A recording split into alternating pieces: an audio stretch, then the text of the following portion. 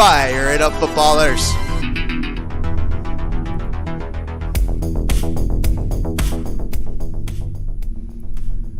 Fire it up, footballers.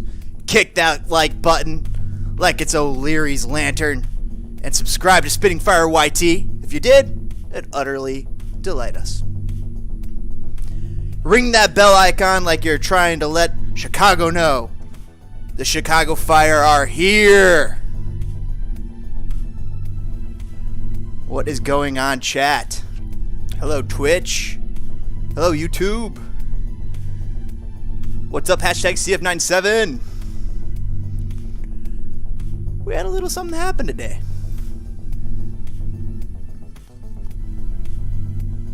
Something that doesn't happen often. Something special. Wow. That was quite the build-up, and hats off to the Chicago Fire admin of their Twitter handle, because they were putting in some work.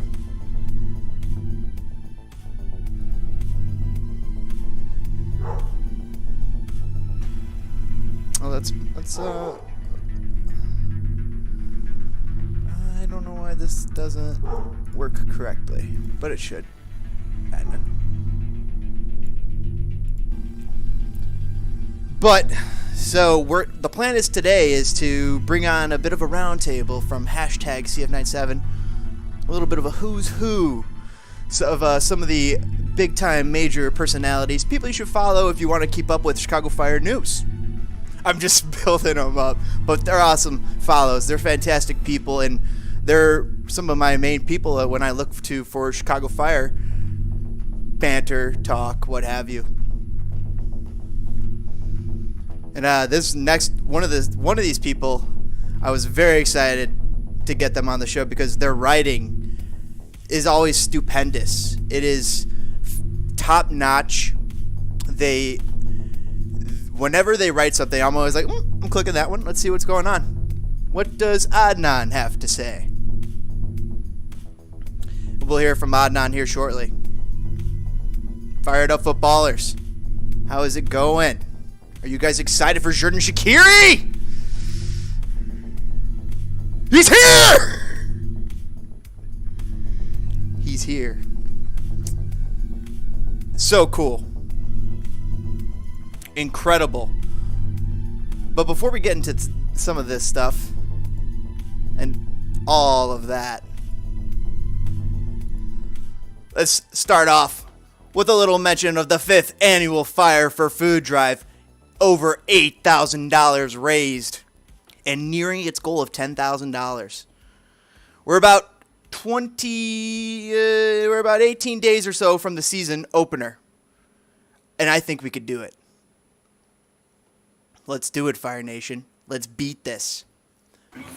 10,000 before February 26th when the Chicago Fire take on Inter Miami in Miami.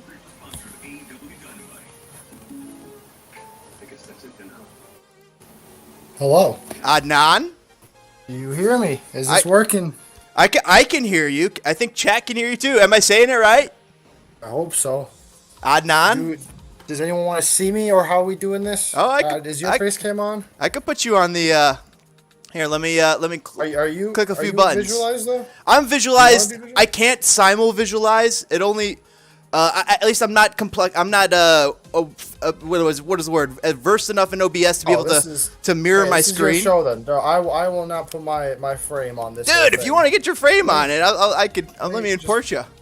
It's so easy to do. Just to make sure how it looks real quick, because I don't want to see this giant head taking off half the screen, if not more of it. Alright. Oh dear me, I've just seen what you look like, my man. Oh my god, I don't even. That fit is something else. That fit is something else. Adnan, it's good to hear from you, man. You are one hell of a rider, dude. Much appreciated, much appreciated. Happy. Oh boy, and there's Jiggly. Alright, it's a sad Jigs? show now. Oh wow, now we got a show. Oh, brother. I thought I was going to have a moment of peace and quiet, and then this man has showed up. Never. Never. I love your guys' show. I love when you guys dip into anime. Yeah, not really of my choosing, to be fair. Jiggly. At Spitting Fire, we steer when we clear. dip into NFL. Ooh. To be fair, I'm watching. Mr. Santoya in the chat. Let's go. Fired up, chat. I'm watching quote unquote redneck anime, aka professional wrestling. Oh, so jeez. I can't judge anything. Hey. Yes. I keep telling you, Trigun.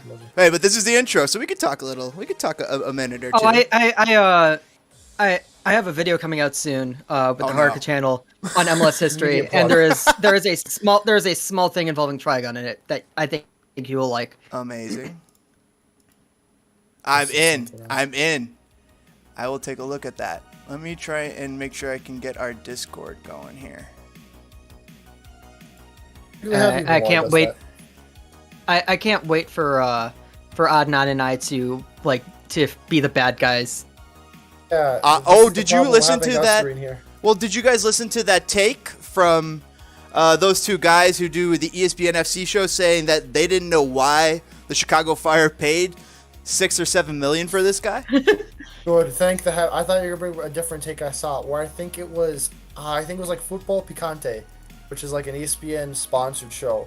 And the question was who was more likely to be MVP, Insigne or Shaqiri, and I wanted to fight a man for that. Oh no. Which we'll get to later because of my take and my whatever with Shaqiri, but that got me angry. And again, Jiggly also thinks Lee Kangen would be better than Insigne, so.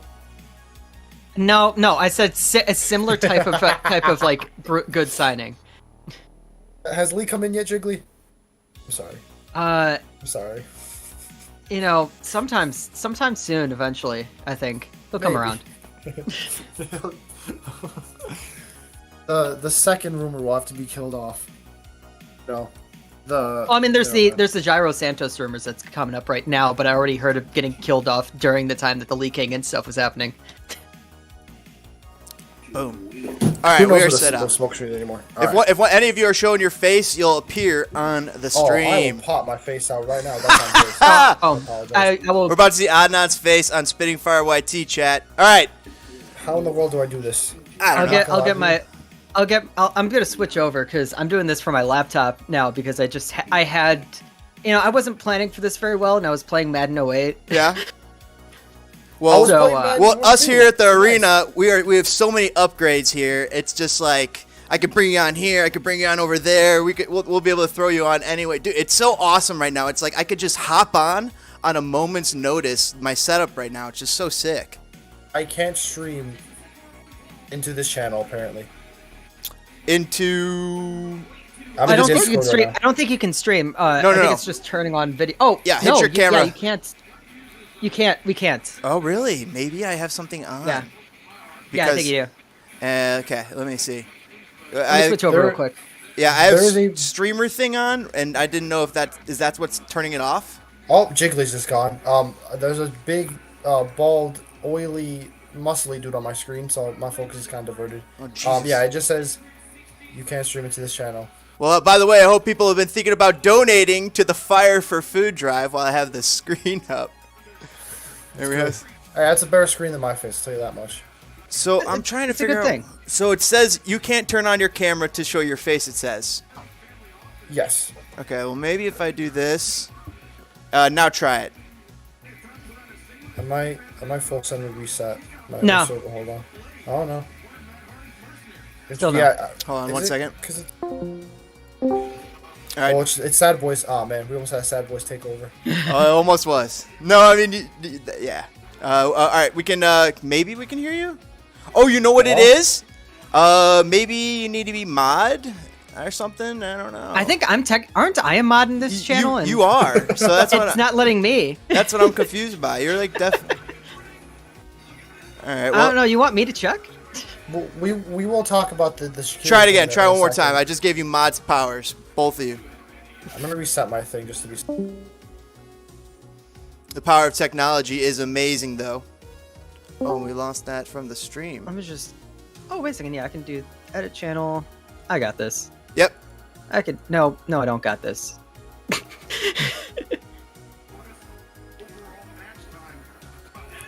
There we go. All right, I got that set up. Well, anyway, guys, chat. Not there. While these guys figure this out, time talking about the 5th annual Fire for Food drive. $8,000 has been raised. We're about to rip up $10,000 here before the season even begins. I really think it's going to happen. It'd be awesome. Cheers to the Chicago Fire community if we could pull it off. And I'm fairly certain either SHAQIRI or someone related to him will donate as well. Because he seems like a great guy. Yes, and Ruben's in the Twitch. Let's get... Yes, Ruben, let me send you the Discord. Boom. Well, what a champion. He's got to be up early tomorrow to get his teeth removed, but he's still in here. I respect it. Oh, no, we don't want that. We want this. Okay. You figure something out? I think it's something with the role Fire Fan. Yep. Oh. That doesn't allow video. Fire Fan doesn't allow video, and so if you have that's both, always a problem. Okay, so you got to unturn off Fire Fan and just be a mod. And just be a mod. Yeah, and I think that'll work. All right, boom. Hey, Jiggly. It's very relevant for me, Jiggly, considering you know. True. Heyo. And I'll have to fix that later on another time. I'm not too worried about it right now. Can we see Jiggly's face? Still not? Huh. Still no. Hop in the Discord. We got Ruben coming in. This is a who's who of hashtag CF9. I mean, you added about half the community. No, I'm kidding. You did tag everyone. I tried. And you want, it's a round table. Speak English, I'm sorry. Yeah, anybody who could like get in front of a microphone. No, I was fired from a place because I couldn't figure out how to untag people. Oh no! And there are a lot of people not untagging people. I've been tagging people. Yeah. Was that place particularly hot, Jiggly? It's a bit is the opposite of nippy. Oh really? Oh wow. Oh, interesting. Yeah. Very interesting. You guys remember Matt Reese by any random observation? No? Okay. Sorry. No. No, wait. Do you generally not remember Matt Reese? Or is that yeah, am I being outplayed now? Matt Reese. Oh no, at that point, I'm gonna stop at that point. I'm stopping at that one. The masturbator has gotten baited by someone else apparently. Oh wait a second. Oh wait. Oh wait. You didn't take away Fire Fan from me. Oh, do I have to? Did you do it for me? Yeah. I think he did it for you. Still Fire Fan? I'm just mod, but I can't do it either. Can you guys hear me? What's up, Ruben? Hey, what's going on? What is going on, brothers? I need to figure something real quick on my audio. Give me a sec. Yep, no worries. We're figuring it out. By the way, chat, kick that like button like it's O'Leary's lantern for these guys coming on here talking some SHAQIRI, sounding off tonight. We're talking about anime. Oh yeah. Oh, wrong meeting. I mean, you're Adnan. You're outnumbered now. No. Yeah, but I'm also 6'3", so I like my chances. Oh wait, that one was at the docks. Subtle flex that. Yeah, Guys. I don't know how we're gonna get video in. All right, we might have to give up on. We'll give up on that. Let me. Well, while you guys try and figure it Okay. out for a few more seconds, let me go into an ad read, because the Spitting Fire YT channel has released its first bit of merch in the form of an NFT. Oh boy. We do believe it's the very first Chicago Fire inspired NFT. And there it is, guys. It's out there. Let me find this. Let me get the stream actually loaded. I should have the stream secondary. It's up on Rareable. It's able to be purchased. And really, this is me and That's pretty cool. my friend who's a Chicago artist. That's pretty cool. He's an artist from Chicago, and thank you, man. I appreciate that. He's an artist from Chicago that we were talking about this, just trying this idea out, and we wanted to float this out there to you guys, see what you guys thought of it, and then maybe with the next set, which would basically be the rest of the numbers, maybe with the rest of those numbers, tie it in to some sort of charity movement. You see what I'm saying? And so that way it's kind of a win-win-win situation where you are getting an NFT. You're getting to buy into this crazy, weird NFT crazy. You get to say, oh, I got one of these Pogs. I got one of those Pokemon cards. And you're also helping out a good cause. So that's the future plan on this once we get past stage 1. So behold, Spitting Fire YT. And there's some other crazy things about this too in the future about what our next level of the plan is, because these are resellable. I mean, like, you could just always, this is going to be the cheapest one. So if I was going to get one of these, I would get this one. But ideally, there's going to be a nice little payout for a charity, and everybody's going to get a nice little NFT as a reward, I think. And that'd be pretty fun to do. It's going to be very limited. There can only be so many numbers that we could do. So that's kind of like the basics of the plan right now. I don't know what you guys are thinking of that. I rock with it. Can you get me a lantern logo one? A lantern logo? Because there's a few things I love more than the lantern logo. We're working on a few different also like icons, like you're saying, like lantern. We'll add to the pile. We have another one already on there cooking. So there's a few other ones, and there's going to be basically, I don't know if people understand the way NFTs work. This is going to be the only one that's out there that you could get. Like, boom, it's done. That's the only one in existence. And apparently Twitter is going to be coming out with this feature that you'd be able to feature your NFTs, like in your little shop window. So it's good. I think it's going to be fun little thing for the future, little toy. I have an idea. Yep. How about real life NFTs that you can hang on your wall? Interesting. Real spitting fire YTTs. No, like NFTs on a piece of paper that you could frame and hang on your wall. Wait a second. So say nobody can right click save on that, right? Wait a second. You just keep it.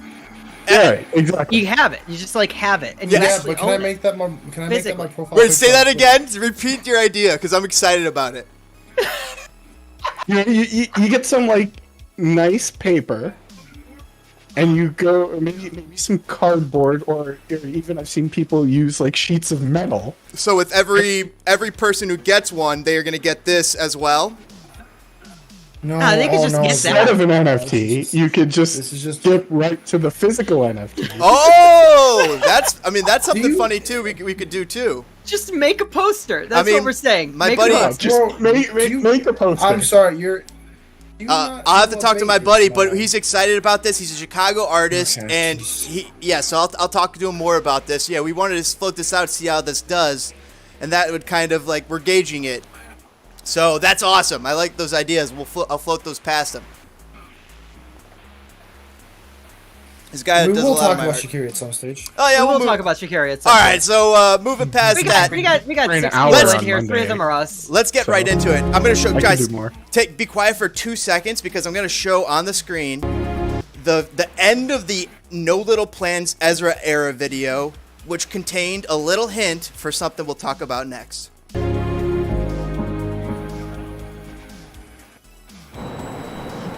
Is that a bus? No, it's not. Electric tram?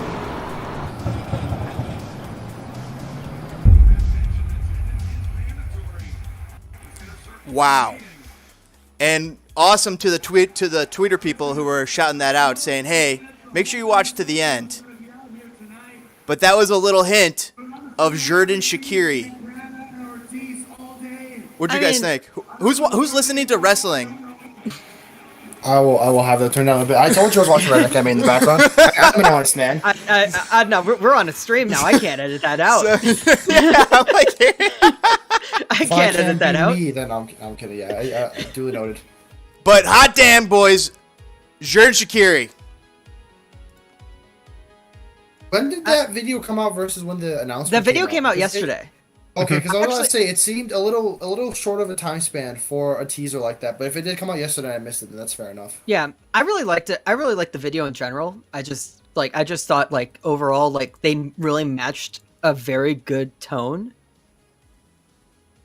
Like in terms of the way that they've like, you know, a normal video that a team puts out as sort of propaganda has this sort of triumphant feel, like, yeah, we're getting back to soccer. And they had like sad piano. I felt like thought they he watched was one of gonna my. Yeah, go on. I thought he was gonna start playing the piano like the Alexis Sanchez transfer confirmation video. I got very scared because we know how poorly that turned out.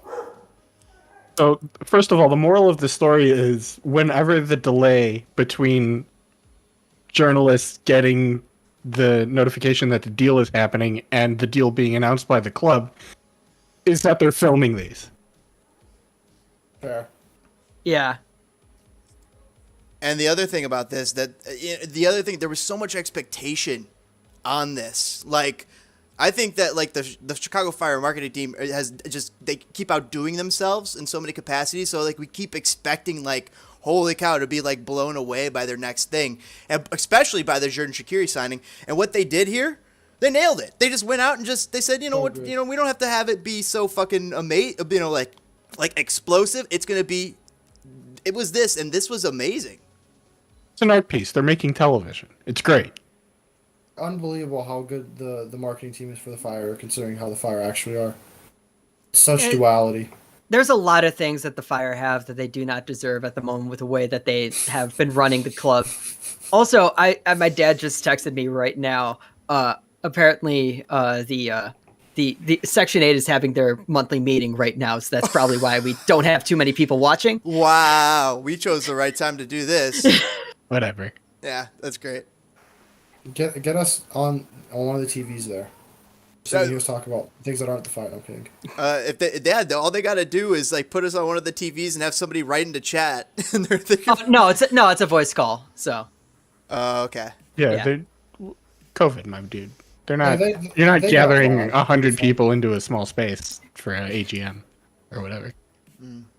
They haven't had a physical meeting in a while. Yeah.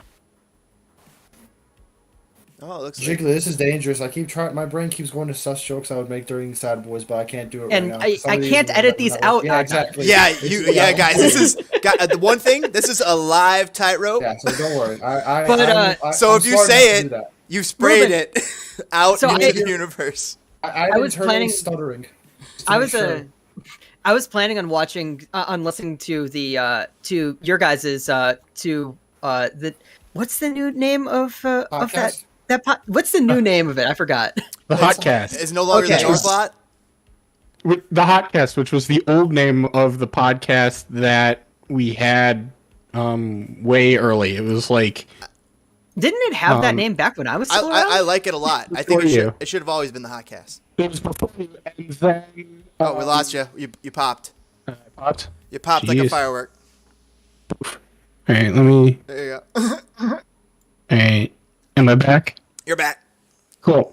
So, the story is that... Oh my goodness. You're rolling like a marble now. Jesus Christ, I can't...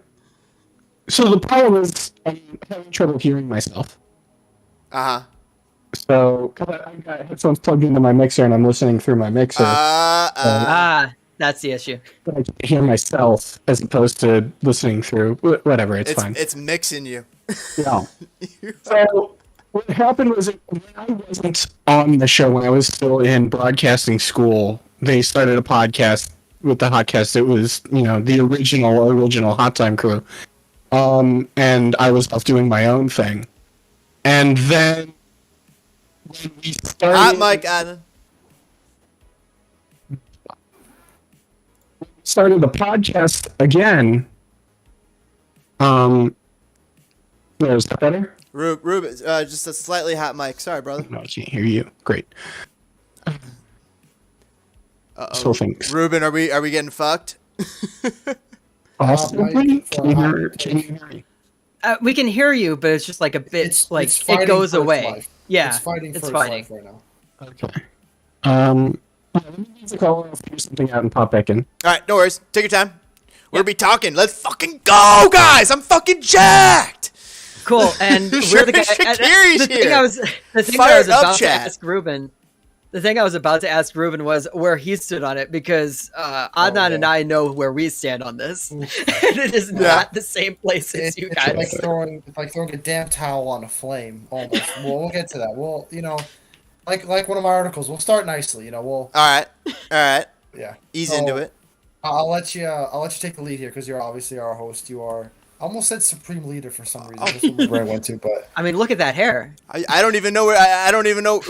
You guys took the wheel there for a second, so I was like, go for it. You can drive. You can drive. All right, because we had ended on we were talking about the Hotcast, but without Ruben, that's not really possible. I remember when I did the Hotcast. Yeah, it Ruben just was a in the middle of text his one. story. Yeah, and then he started battling his audio demons. Every time you open up a mic, it's a battle. Honestly. Hype Santoyo.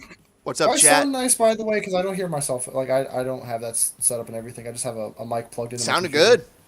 All right, cool. Yeah, you're fine. Fuck yeah. All right, so I'll take the lead then. I cannot blame you at all for the excitement, to be fair, because I cannot blame Fire fans for being excited for today, at least. You know, having this rush of water emotion. on this? Oh no. No. Not the water's on the side for now. But Just get it's to it sitting later. there. Like legitimately though, because I know like my friends are excited. Like my one buddy is Albanian and he's in Chicago, so he's excited because obviously Shaqiri has that Albanian connection, and he's just a player that gets people excited. You know, you hear the name Xherdan SHAQIRI and you're like, oh hey, that dude scored a bicycle kick in the Euros. Dude has played for so many great clubs. It is. I cannot blame anyone for being excited. The legendary you know? cube. Yeah, he's a power cube. Mm-hmm. My sister knows who Xherdan SHAQIRI is, for crying out loud. And she one time we're watching a game, and you know how if a player is in danger of getting suspended for the next game because of yellow card accumulation, in the pre-game lineup, it'll show them that with a yellow card next to them, you know? That makes sense? Yes. Yeah. My sister asked me, are they starting the game with a yellow card? Like, not really. And she knows who Xherdan SHAQIRI is. Oh wow. To be fair, I'm back, by the way. Maybe. Awesome. Oh, you sound clear. Yeah, you Crystal. sound much better. Okay. Yeah, I figured some stuff out. To be fair, that's a terrible graphic. No, everyone understands it. Yeah, but that's because we're in like this bubble where we understand bad graphics like that. That graphic only works in Football Manager or FIFA. Because you're there and you know. But if you don't know, you have no idea what that means. It's a terrible graphic. Graphics should be informing people who don't know things what the things they need to know are. Yeah, but True. you have, like little text bubbles next to everyone saying at risk of yellow card accumulation suspension. You're gonna have like text all over the place. I would love to have just like a quotation bubble next to a player.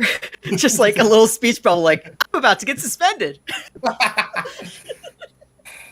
Or it's like, I know I'm playing someone terrible next week, and so I'm intentionally getting a yellow card this week. Yeah, so I also have mixed feelings about this Shaqiri signing. Oh man. Great. More on the positive end than the negative end. Let's get into it, boys. Let's sound off. But if you when you listen to the hotcast I did with RJ Monday night for publication on Tuesday, we sort of walked through the tactical implications of what they're going on. And guys, it's really complicated. Because Shaqiri can either play in the center, where he's like fine, or he can play out on the right, which is where he's probably going to make the biggest impact. You would think that, but we've heard that he might have lost his legs, which concerns me, you know, having gone through the Schweinsteiger years, because he definitely he slowed down. But this guy's still the captain. And the way he's going to be dependent on, and he's 30 years old, and the amount of time that he's had off at clubs, if you look at his past years, I mean, the clubs that he's spent time with, the big ones, he tends not to play as much. But at the smaller clubs that he is at, or that he goes to, he tends to play a lot. So it's like, I wonder if that, you know, is going to lend to a player that's going to come here with a fresh set of legs. But he's also still coming here in mid-season, right? No, he'll be here. I think he should be here for the start of the season. Yeah, he's okay. So No, wait, mid-season how many from people- France. He's No, how never many had a people- rest, right? Yeah. Oh, okay, yeah. That's what I'm saying. He hasn't had a rest Okay. yet, so that actually. Oh, he's had plenty of rest on the bench in France. Right. Oh, True. Well, he got into a spat with his coaching staff. It's not Yeah. quality reasons that kept him out of the lineup. It's, you know, arguing with your coaching staff about your role and stuff that kept him on the bench in France. So I have. Oh, Yeah, well, I had a sure. quick question for you, Ruben, because Yeah. did you listen to the press conference that was today? How many people here? I didn't have Okay. a chance to. I was mostly asleep. I was in the middle of class, so like I heard it behind my teacher. So there were a couple of things that were like important to point out, which was they are planning to use him as a 10. Ezra specifically said they're using him. They're going to be placing him at the 10. Yes. Yeah. Okay, that makes things a little easier because if you put him on the right, then what are you doing at number 10? And then what are you doing on the left? Because the left is the big question mark going into this year. Because on the right, you can have, Brian Gutierrez and Boris Sekulic on the wing. John Espinoza. Well, you have players who can play there. Well, I mean, we got Goody. I would expect Goody to play on the left wing. I know that they want to play Duran on the wing, but would he be on the right wing? Right? No, I think you have Duran play. So I was like looking at tactical models to think about, and we do mention this on the show. Think about Jose Mourinho's Real Madrid and the way they played, with Di Maria staying out wide on the right, and you had Cristiano Ronaldo cutting into Higuain and Benzema. I'd play Duran in that Ronaldo role, where he's out on the left. Forward. You're right, where he's out on the left nominally, but basically every play he makes is cutting inside underneath Shabilko and trying to make space with that run for Shaqiri and the number 10 to sort of have that space created to make plays and stuff, or even, get shots off from, 20, 25 yards. That's something they could do. My question is, can Miguel Navarro handle that much responsibility on the defensive end? Because you can't play Jonathan Bornstein every game because he's 36 years old, no matter how much I'd like to. This reminds me of the thing I keep telling Jiggly, where I look at Navarro and Sekulic, and I think those two are much better suited to a back five system. I don't know how much I trust them in a flat four, and we have to play a flat four now, pretty much. I've been wondering about that. Yeah, that's another thing that it wasn't Ezra who said it. It was Shihos who said it today, that Ezra is going to be playing a back four. That's what he said. That's been confirmed now. That's what he said. Yeah. I like the openness, but maybe we shouldn't be saying all of this to all the teams at once. Okay, we're gonna do this and this and all. Because was Pineda confirmed to be a midfielder? Yes. What? Not confirmed, but he said. But I believe he answered something that I think Sandalo had asked the question. So that means Turan's going to start. About like they're going to be looking to move. They're going to be looking to play Pineda in the midfield a bit more. That makes sense to me. He's not going to start then. Yeah, where does he start? Because I think they might start him in defense, and then a few games if he's in form in that position, they'd start him in midfield.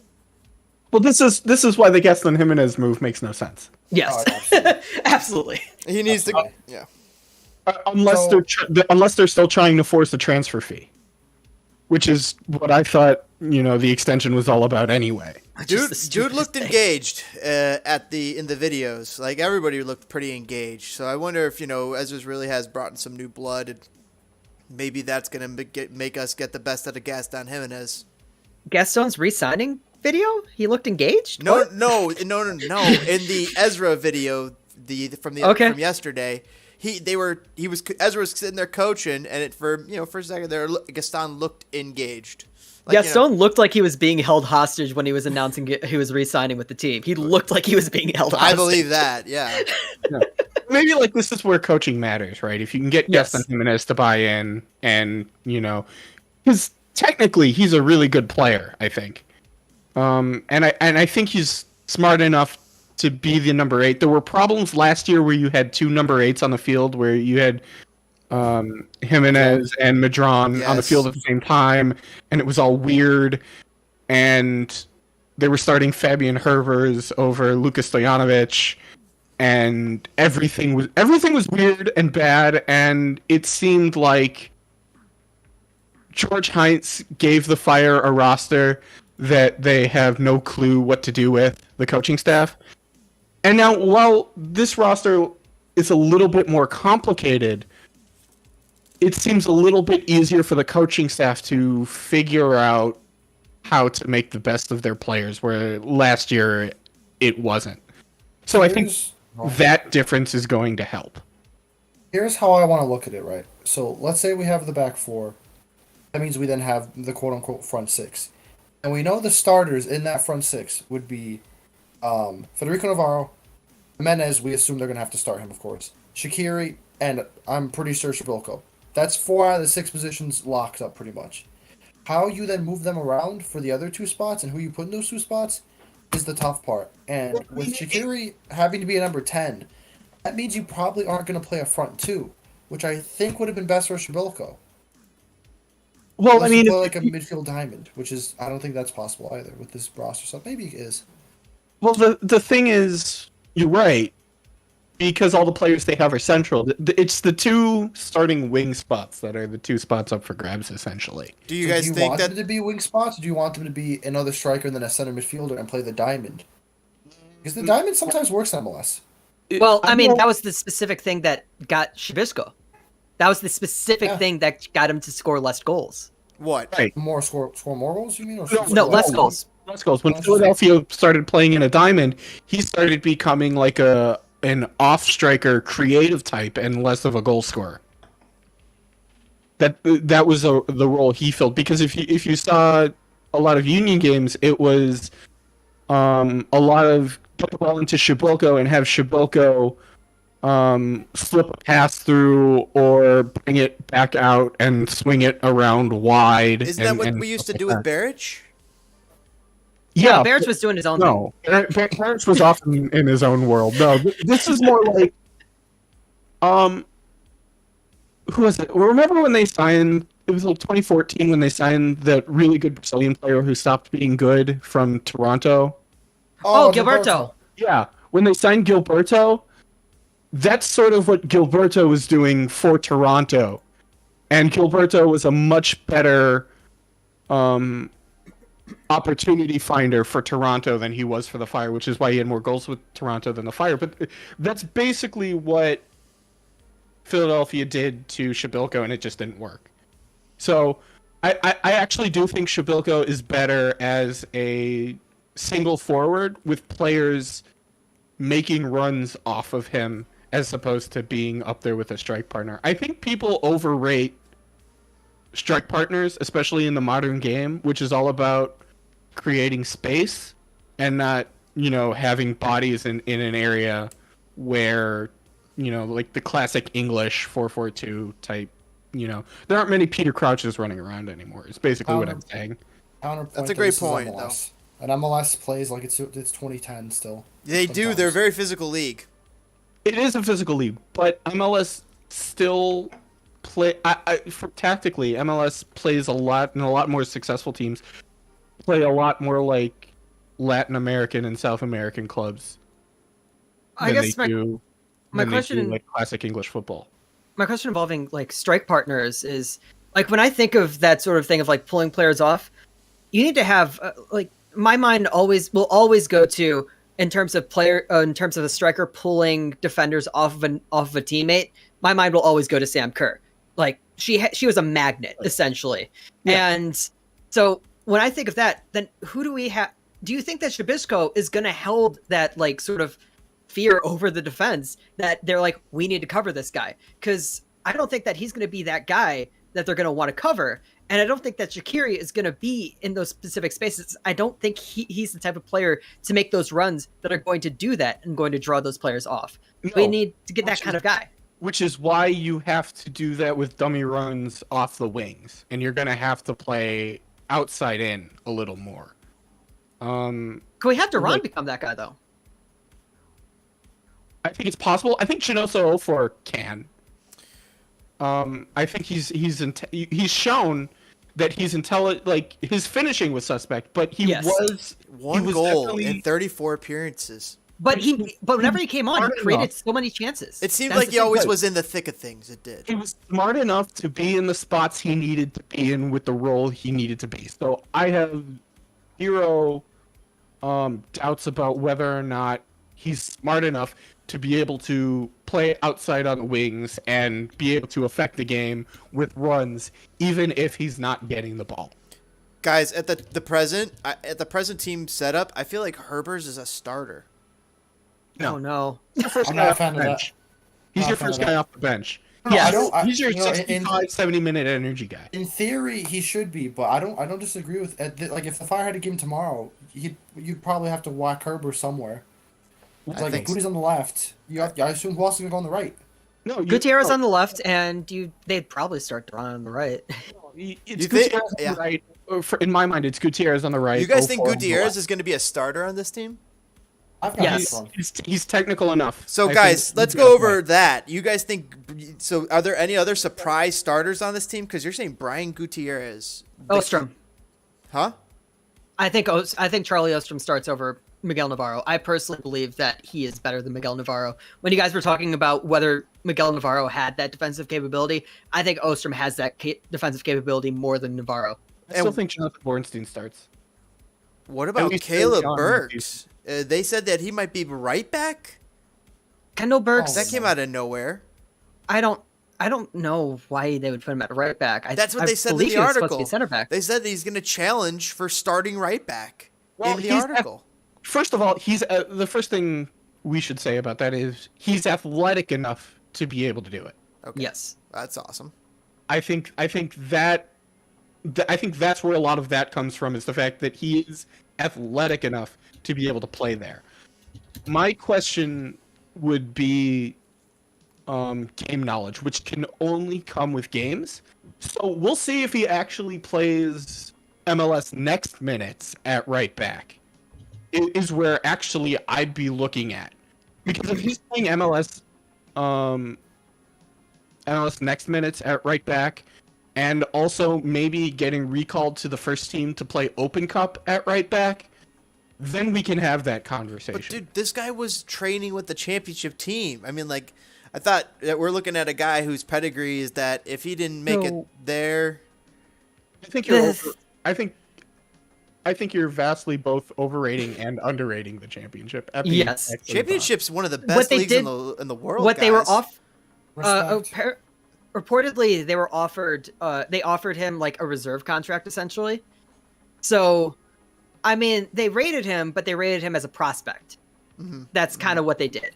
So you mentioned this on our podcast, Shigley. It's not because they didn't trust him. They're in the middle of a promotion battle, and you can't really bring in a player in games that matter that much every single week. You kind of have to, like, they need him in the summer, but the problem is, I guess he didn't want to wait for them. Yeah, Shigley mentioned that on the podcast. It was a great point. And not to mention, you got Shaqiri coming in that you could go play with. I think that could also turn your head a little. Maybe. He's not seen yet. No kidding. Some effect. That probably did have some effect for him signing. Then that makes me think that he's going to be with the first team rather than the MLS Next Pro team. But do you think that, like, they're going to have some sort of way where, like, say, like, some of these more fringe younger players who do make the first team can go play a game or two with the MLS Next Pro team? Yeah. That like there has to be a mechanism for bouncing players back and forth. Like yes. You're going to see Alex Moniz on the bench in the 18 in MLS, and you're also going to see him probably play most of his games in MLS Next Pro. And I want to see Chris Brady get a start in Soldier Field. I just want that. Just one. So done. Do we know if the next team is playing at Soldier Field? They have to be playing at SeatGeek, right? I don't even know if they're going to be playing at SeatGeek. We don't really have a schedule or like any sort of like solidified thing about them yet. No, we don't. Find a park in the city. Actually, the UIC pitch is getting renovated, so I don't think they'd be able to play there even if they wanted to. Let's do the Paul pitch, and all we have to do is stand on the train platform at Fullerton to watch games. We don't even have to pay. That's great. All right. Minnie's High School in Park Ridge, I went there. They've got a pretty nice stadium, so that's an option as well. Lane Tech? Any Lane Techers out there? Lane Tech is right next door to the fire pitch. Right, exactly. That's why I mentioned that. Question. No, you know what? Last one. They should play the CIBC Fire fan pitch because that's where I play with my rec league team. It'd be funny. Well, that's got to be fun. Your rec league team, yeah. Real Dad Salona against the Fire 2 team. Let's go. I'm down. Guys, Chris Brady suddenly switches sides. Absolutely. Chris Brady would see me and be like, "Oh, wait a second." Speaking of Chris Brady, what do we expect out of him this year? Do we expect him to get loaned out or hang with the team? He'll get the Open Cup starts. Yes, he should. So what I'm interested in is what's the name of the current backup? quote unquote backup. Spencer Ritchie. So let's say whatever reason Gaga has like a week-long injury and he's gonna miss one game. Does the Fire start him, Ridley, or do they bring in Brady? just for the one game. You start Spencer. That's what I'm thinking. But so then Spencer Ritchie. But if he's gone for like months in the summer, if he gets a major injury and gets hurt, you start Chris Brady. That's what I do. You start getting. I think you start getting Chris Brady starts, kind of like how they did with Gaga. Well, he's their cup goalkeeper. Yeah. If they were in the Champions League, he'd probably play in the Champions League. Guys, what do you guys think? What's going on with Ivanov? He's not good. I forgot Ivanov. I legitimately forgot Ivanov existed. That's not a good indictment on him. I mean, We're doing the lineup, and I legitimately forgot he existed, and I was trying to find a gap at right wing. That is not good. He's a left wing. He's a left-sided player anyway. My whole thing is like I like going on Football Reference and seeing their one stat called on off. A lot of people know that I love this stat for no reason whatsoever. And the reason why it's so great is because Elliot Collier leads the team in on-off. But the worst player in on-off is Ivanov by a lot. And that is how many goals are scored against the Fire while he's on the pitch versus how many goals the Fire score. So plus minus. Yeah. It's plus minus, but like a bit more complicated. But he's a young kid, though, isn't he? He's not a veteran. Yeah, I thought he's like 22. Yeah. I thought he's young. Yeah, in the modern game, though, 22, you have to start performing. Yeah. Like, you're young at 9. Once you get 20, once you're past 21 in this game, you have to start performing. 22. Not in America. Yeah. Really? Yeah. I think even America might be getting close to that now. Part of the college soccer infrastructure is that players get longer times to develop. It's part of the deal in the United States. But when you're holding seems like it, doesn't it? When you're holding an international slot, like that was the reason he isn't okay. He got his green card recently. That's the reason he didn't play the last 3 weeks of the season is because he was getting his green card. Oh, he got that quick. That's what happens when Papa Joe just spends all his money. Dude, Papa Joe has been spending money. That's why I go that far. I think Stanislav. That's the other thing is the last game he played so much. It was exponentially better than his previous outings. I think he's got that potential to improve, and I think he's going to be at some point with some MLS team, an MLS quality player. Ivanov? Yeah, Ivanov is like almost a little over a month older than me, so that's kind of scary. Yeah, you might be right though, like the way that they'll develop, but also, I mean, he might just fall out of the league in the next 2 seasons. That's also possible. Like Lucho Saloniak. It's MLS. That's also possible.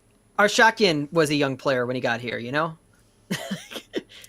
Guys, speaking of young players, Victor Bazara. Should we be excited about this guy? Yes. Yeah, do you guys think he might get a starting nod at some point, or will he be more of a bench player? Injuries, it's MLS, crazy things happen. I'm sure at some point he'll get minutes. He should. Starting wise, I don't know. What are you guys hearing that makes you guys go, yes? I just like listening to him talk when he was doing the Twitter Spaces. Mm-hmm. Just like listening to him talk about the game and his understanding of the game. And you can, if you see his highlights, you can see his technical ability.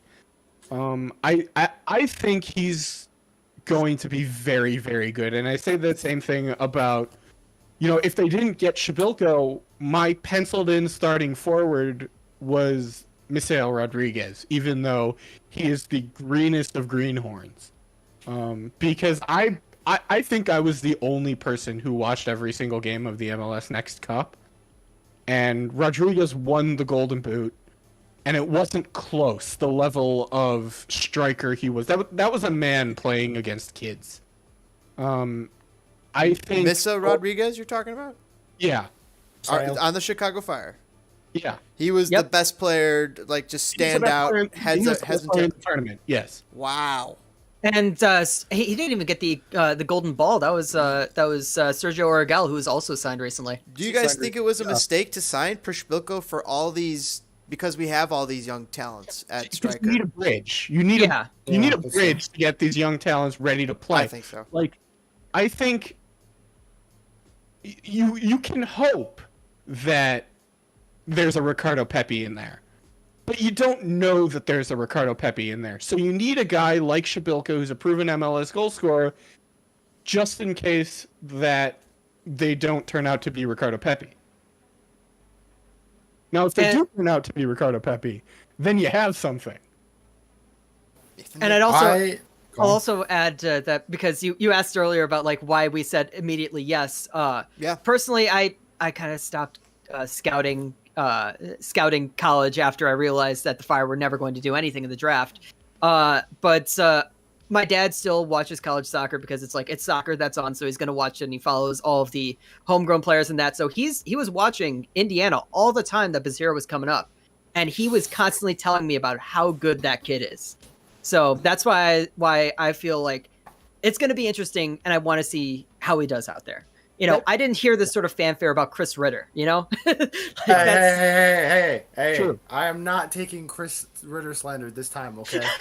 I am not. That's a deep cut. As I was just about to sign off as well, so you're lucky I heard that. And I was lucky to defend him. All right? It's him. It's Alex Morel. Those are my boys. Okay, I'm happy they're your boys, but they stink. No. Respect Alex Morel. Relative to the MLS level. Chris Ritter stank. To be fair, that one's kind of more of a meme. Alex Morel would have been good if he got given a chance. I think it was under Paunovic, back when Paunovic was just destroying every young kid we had. Yes. Yeah. Alex Morel would have been good. I will hold that.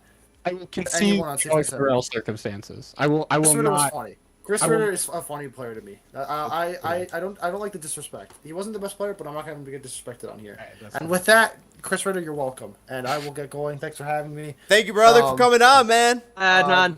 Do I have a Shaqiri take a send off? Check out Adnan's writing. Follow him on. I write the words. I want to make another joke there, Jiggly.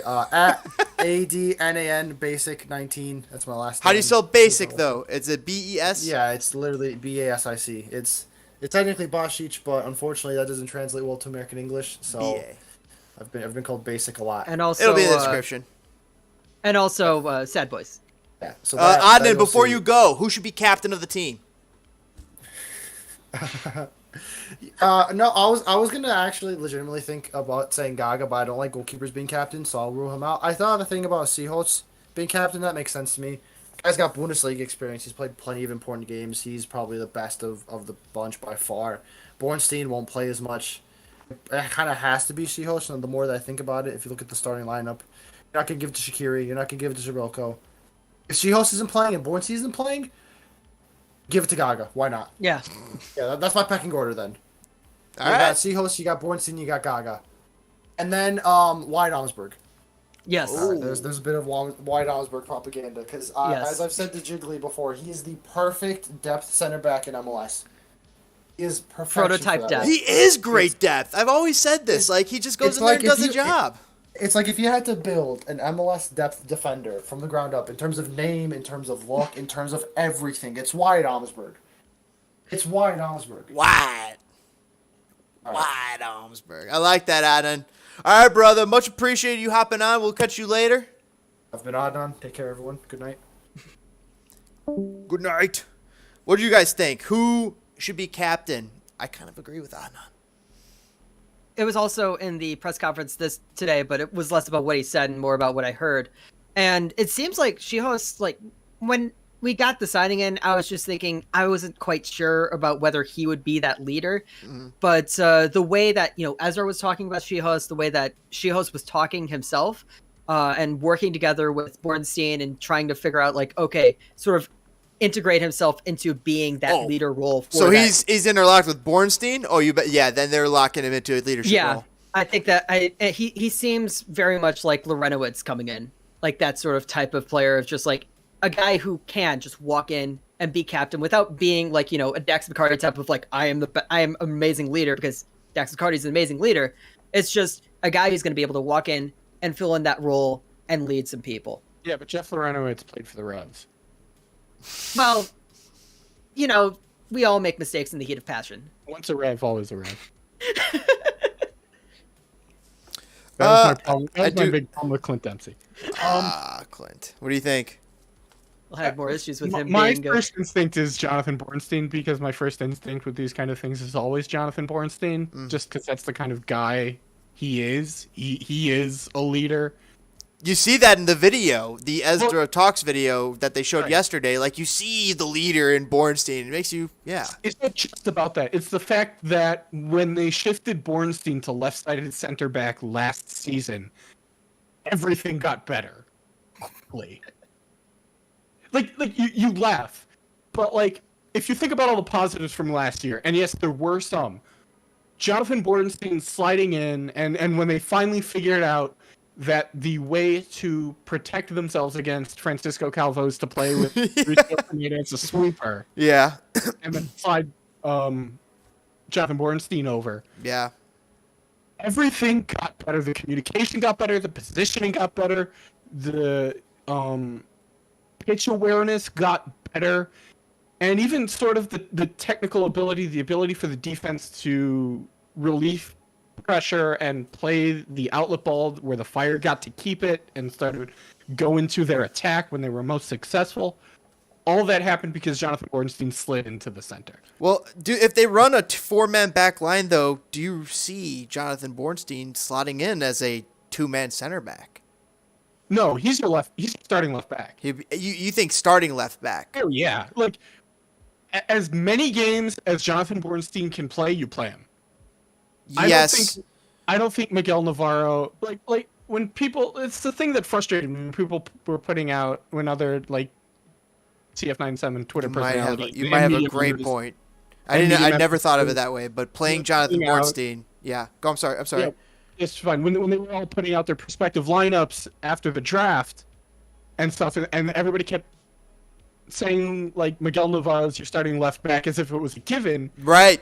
I'm like, guys, your best defensive player is Jonathan Bornstein still, even with Chicos coming in and sort of becoming that center back rock. Are we forgetting that Jonathan Bornstein is still here? Yeah, I think we are. Going crazy. Jonathan Bornstein is one of the best American defenders of all time. I'd put them on. I'd put him on the top 15 list. What? Especially at outside. Maybe not center back, but if you exclude the center back pool, which is historically insanely deep for the United States. Yeah, you're right. You might have a point here. I think he is a defining U.S. soccer player. Yeah. And unlike other defining U.S. soccer players who have played in a Fire shirt, Brian McBride, he had and still has a lot more to give when he signed and put on the shirt. And I think he respects the shirt and he respects what the club stands for and represents. And he's still, and this is the most important part, he's still good enough to play regularly. Oh, yeah. And I think if you have a resource like Jonathan Bornstein, you have to play him as much as he's physically able to be played. And You're convincing me. And I think that's why when he's in the game, he should either wear the armband or, like, I know you don't do this in soccer, but have the proverbial assistant captain on him. Yes, something like that. There's Rafael Chicos, probably. Like, I'm not willing to not say Shaqiri should have the armband because in MLS, your biggest, most important player. That's what's going to happen. Wayne Rooney's. If it was Wayne Rooney, was Wayne Rooney captain of his team? Yes, I believe so. Like, your Rooney's, your Robbie Kane's. And Shaqiri's captain of a World Cup bound team. Right. So that also lends credence. National team. So, like, Shaqiri's going to get the armband. He's going to be the one who gets to talk to officials and stuff. But isn't he fiery? Doesn't he sometimes have a bit of a fiery temperament? Yeah, I would love that. Yeah. What are you talking about? The thing is, like, that is the argument for Francisco Calvo, but the difference between Calvo and Shaqiri is that Shaqiri doesn't it's suck. vast. Yes. Wait, say it again? The difference between Calvo and Shaqiri is that Shaqiri doesn't suck. Doesn't suck. I have two things now after that. Yeah. First of all, is it bad that I always get confused between Jonathan Bornstein and Jonathan Spector? No, that's not a bad thing to get confused about. Didn't they both play kind of left back, and they both kind of moved to center back. And their names are both Jonathan, and they both were like pretty solid. And they're both from US Illinois. Prospects. Yeah. I got so confused.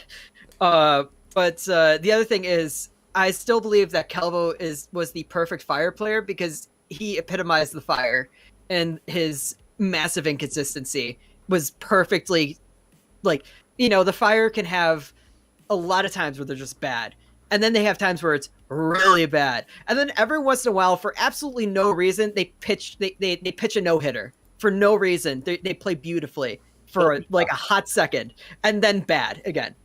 That was Calvo. 20 pass goal or whatever that they had last season, that was like so beautifully done. Yeah. Like champagne soccer for no reason and then back down.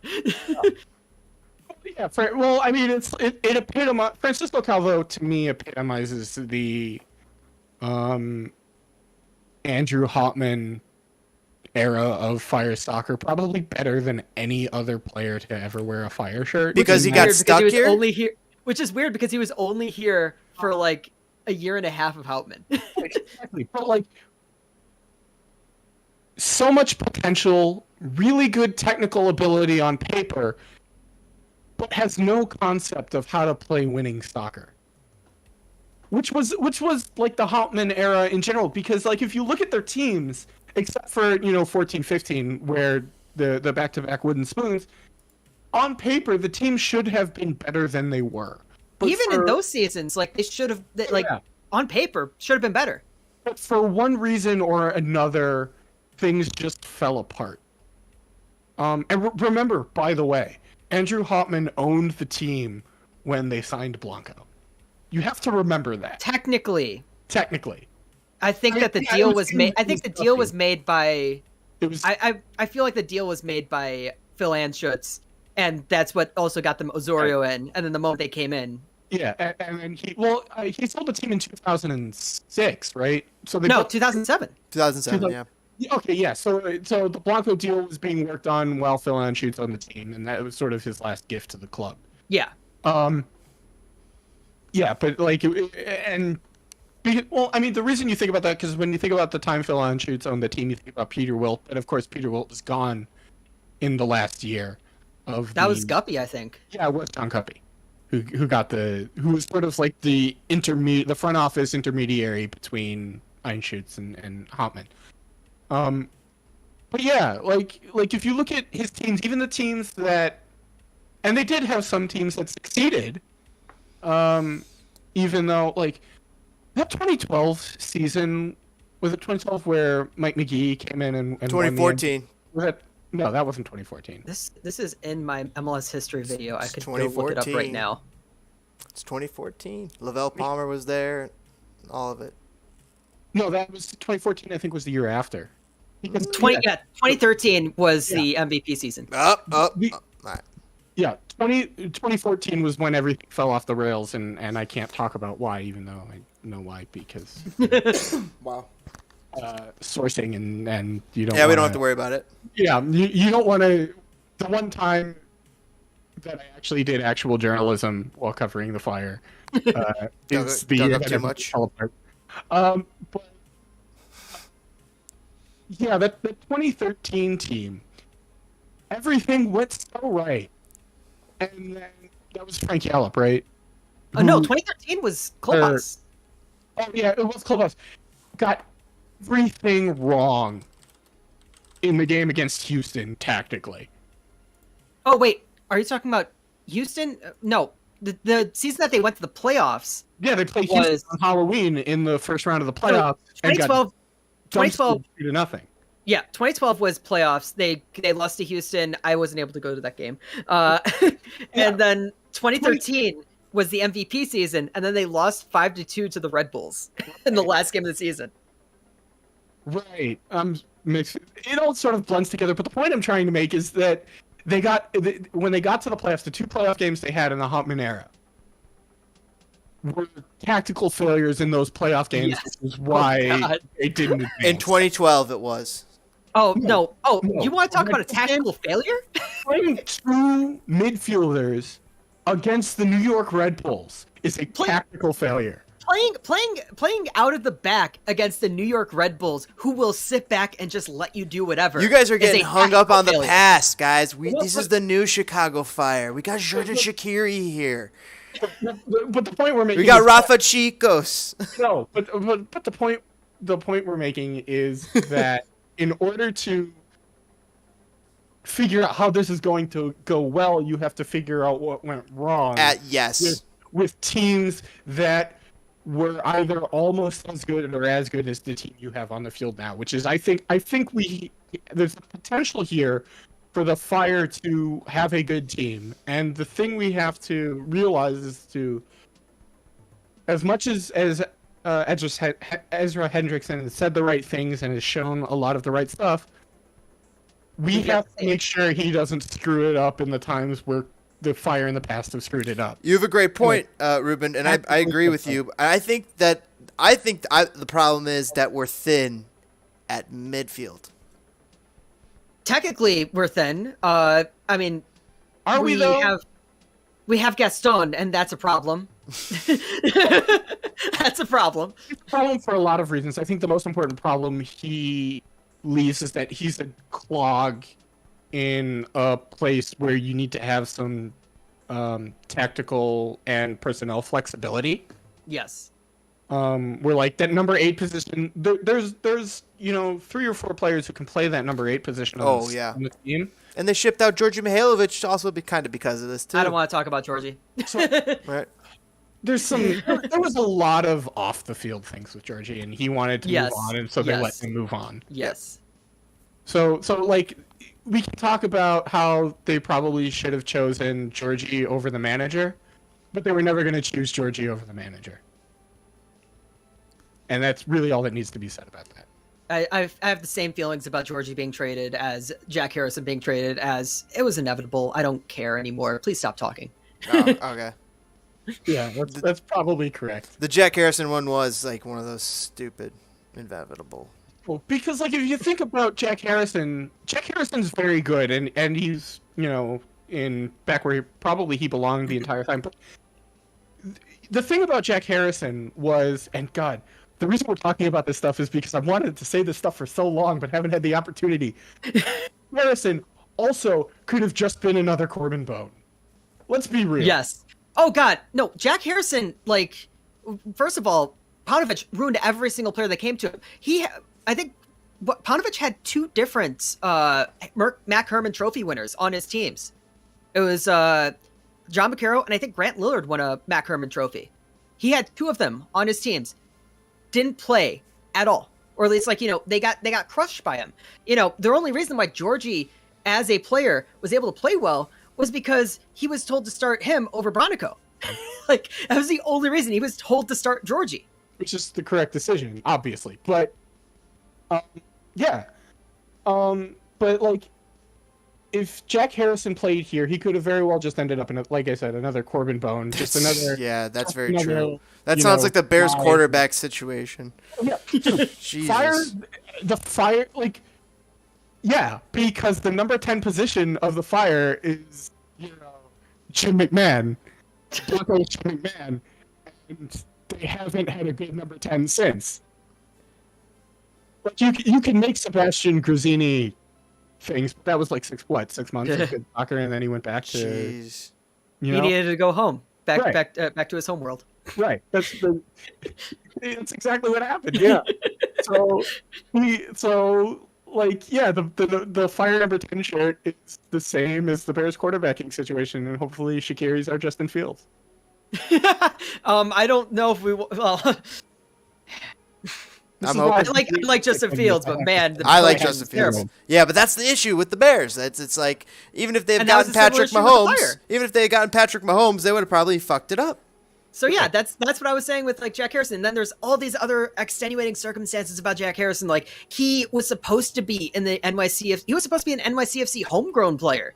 But they ruled it that since they weren't actually a team yet, they weren't allowed to sign him as a homegrown. They've changed the rules since, I think, but he was supposed to be a homegrown player. Mm-hmm. Then there's also the other thing. He was injured during the draft. And also, while we were drafting, we still had Harry Shipp, who we all thought was like, great, this is his chance to move right into the center, finally be that 10. And then after the draft, we shipped him out. Yeah, he went to Seattle and had a great career. Speaking of Seattle, he did go to Montreal first. But speaking of Seattle, who's their goalkeeper right now? Starting goalkeeper. Stephon Cleveland. Isn't it? Is it? I think it's Stephen Cleveland. Yeah. Okay. Fine. Like I'm not willing to get upset about Stefan Cleveland being a starting. Oh, it's Stephen Fry. Right. But they're both named Stephen with the same spelling. Well, Stephen Cleveland. What the fuck's up with that? Cleveland was able to start a bunch of games last season because he was the backup, and I think Fry had a bad injury. The Sounders have two goalkeepers with the same exact name. Yeah. Well, you know, Stephen, the Fire. with There an was a F. time. There was a time where the Fire were just signing every single player with the initials JJ. Remember Jason Johnson? Nope. He scored the most amazing goal in Fire history to me. Okay, like he scored the winning goal against Seattle at home Nope. for the first time. Sorry. No. Like that was a special moment to me. No. As big a fan as I am of like weird Chicago Fire players, like my favorite. Oh Fire no, I'm not a player- fan of him. I'm just like that was a special moment. My favorite Fire player of all time is Damani Ralph. So Oh, Yeah. I love. Oh yeah, Damani that's Ralph. great. Yeah. we were all 8 years old going to games at Old Soldier Field. Damani Ralph was scoring games and then going to Russia.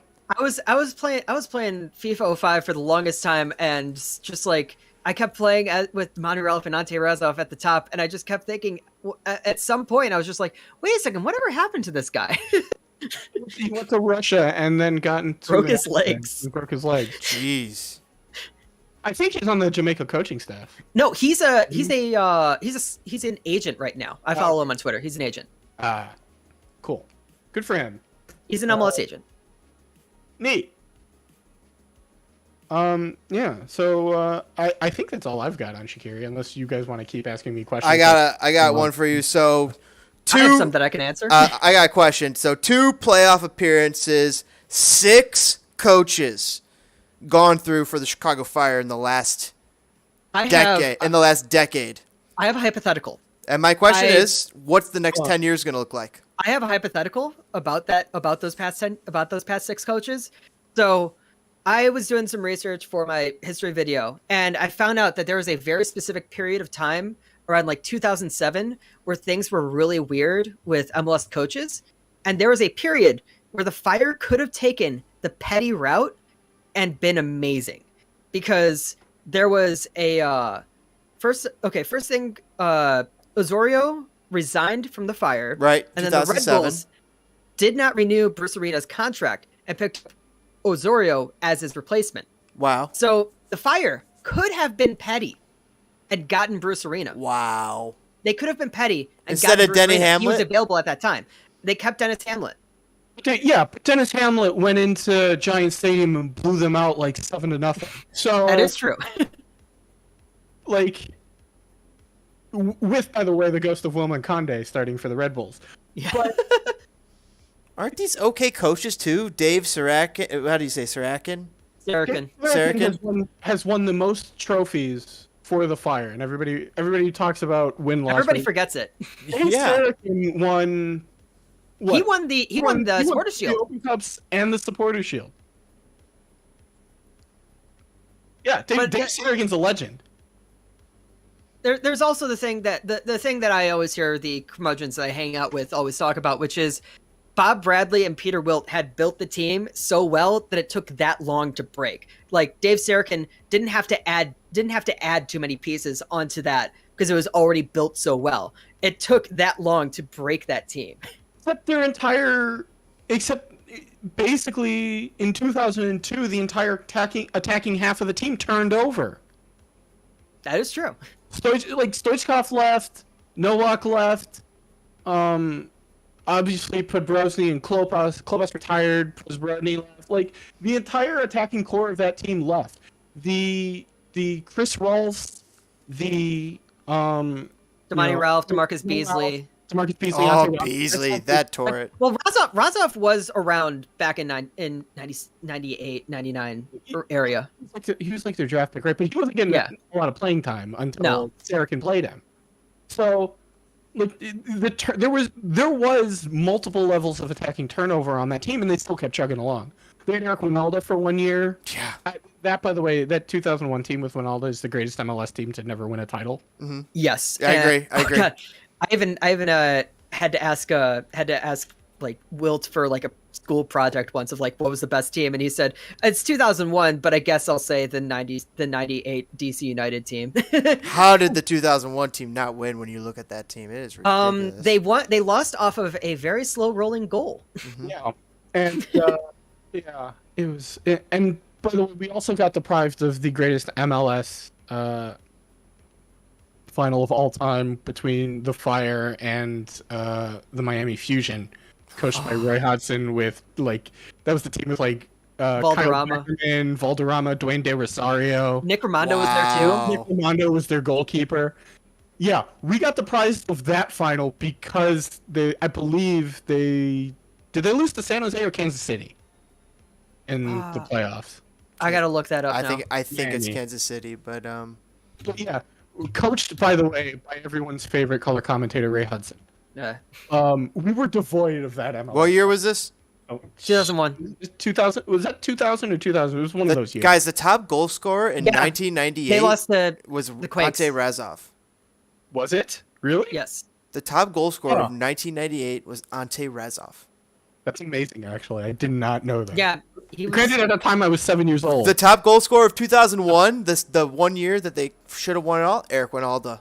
Yeah, he came in and scored like 15 goals in that a was really low number of games.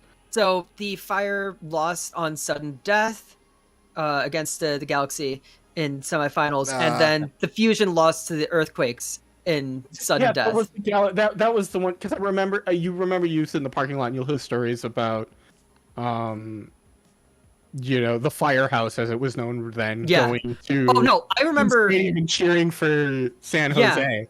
Oh yeah, that's the most legendary story. I love it so much. Tell it. What is this story? Basically, all of these Fire fans had bought tickets already because the game was going to be in Columbus. So they already bought tickets because they expected the Fire to make it. And they lost in the semifinals. They just went and they cheered for the Earthquakes because the Galaxy beat the Fire.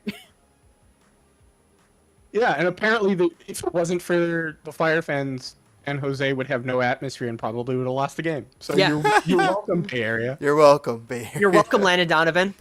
Well, actually, I guess technically, you're welcome, Houston. So, boys, join me in this. Lads, join me in this speculation. In the next 10 years, in the last 10 years, we had 6 coaches. How many are we going to have in the next 10 years? And you always hope it's just going to be one. Yeah, but if I had to put a number on it, probably like 4 or 5. Yeah, 3 to 4. Because if you think about it, if Ezra Hendrickson does well at the Fire, I don't know any other, in 2 or 3, coaching cycles time, maybe there's a national team, a U.S. national team. Yeah, that's what I'm wondering. What's the ceiling for Ezra? Or is he a 10-year coach?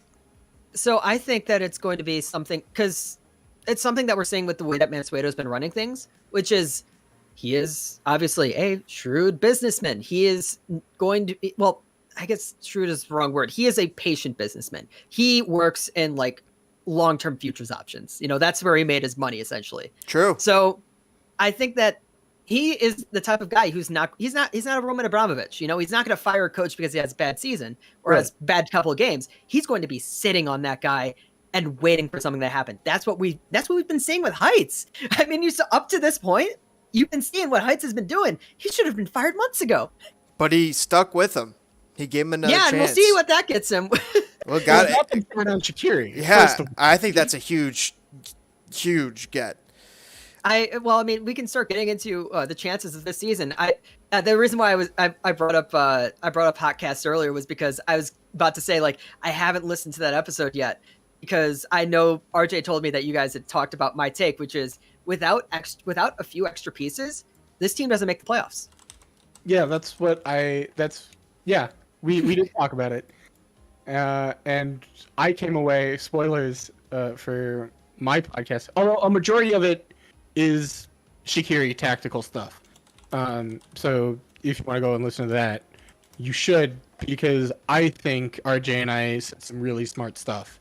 RJ always says smart things. Okay, no question. Him more than me, even though like by volume he talks less, and I know because I edit the podcast. So I do too. Yeah, he barely talks any in Sad Boys too. Right. He talks less, but everything he says is really smart. Yeah. The Sad Boys podcast has like 3 combined brain cells, and he's got 2 of them. Right, exactly. Yeah. Uh-oh. I said basically that I think There the you Fire are going to cruise. Based on everything that has happened in the Eastern Conference, the Fire are going to cruise into a 3 or 4 seed. Right now, you think so? Oh, yeah. Wait, let me just. Because of the Shaqiri signing specifically, yeah, I think the defense is stable enough to where they'll be able to be in a position to concentrate on finding goals, and I think Ezra Hendrickson will be able to Oh God. figure out a way for the team to score. Yeah. Now that I look at the Eastern Conference, and I'm just thinking of like what's happened recently to each of these teams, and I'm just like, well, I mean, obviously Toronto's going to be much better, but like Philadelphia is kind of falling off a bit lately. Nashville isn't like adding that much. NYCFC may be defending champions, but I don't think that they are very good and good champions. You know, they won a tournament. That's what they did. Atlanta, I don't know about them anymore. Atlanta is, as Joseph Martinez goes, so goes Atlanta United. Orlando City, like their top 2 goal scorers, Nani and Daryl Dike. I'm pretty sure Dike is gone too, but Nani's gone. Well, didn't they just sign Josie Altidore? So, like, if Josie Altidore is healthy, no, I'm not. You laugh, but if Josie Altidore is healthy, he can still do the job. Well, I mean, he'd basically just be a second Daryl Dike up there. I mean, you're not really getting much extra. I don't think they need much extra. Look, if Josie Altidore is 100% healthy, he's still I think, aside from Ricardo Pepi, he's the best striker in the U.S. national team pool. And until I'm proven otherwise, I will believe that. I mean, he's big and he's strong, but I don't know who scores goals on the U.S. national team as a striker. He's so Pepi's smart. Who? Actually, Zardos has been slightly. Yeah. Altidore is so smart. Brian in the chat saying, Yeah. was that the Miola game or was that an 03? Back to what we were talking about. Miola game was, I think the Miola game was 2000. Yeah. That was the slowest rolling goal. Yeah. 2000. Oh! Yeah, they didn't make the final in 2001. They made the final and lost to Kansas City in 2000.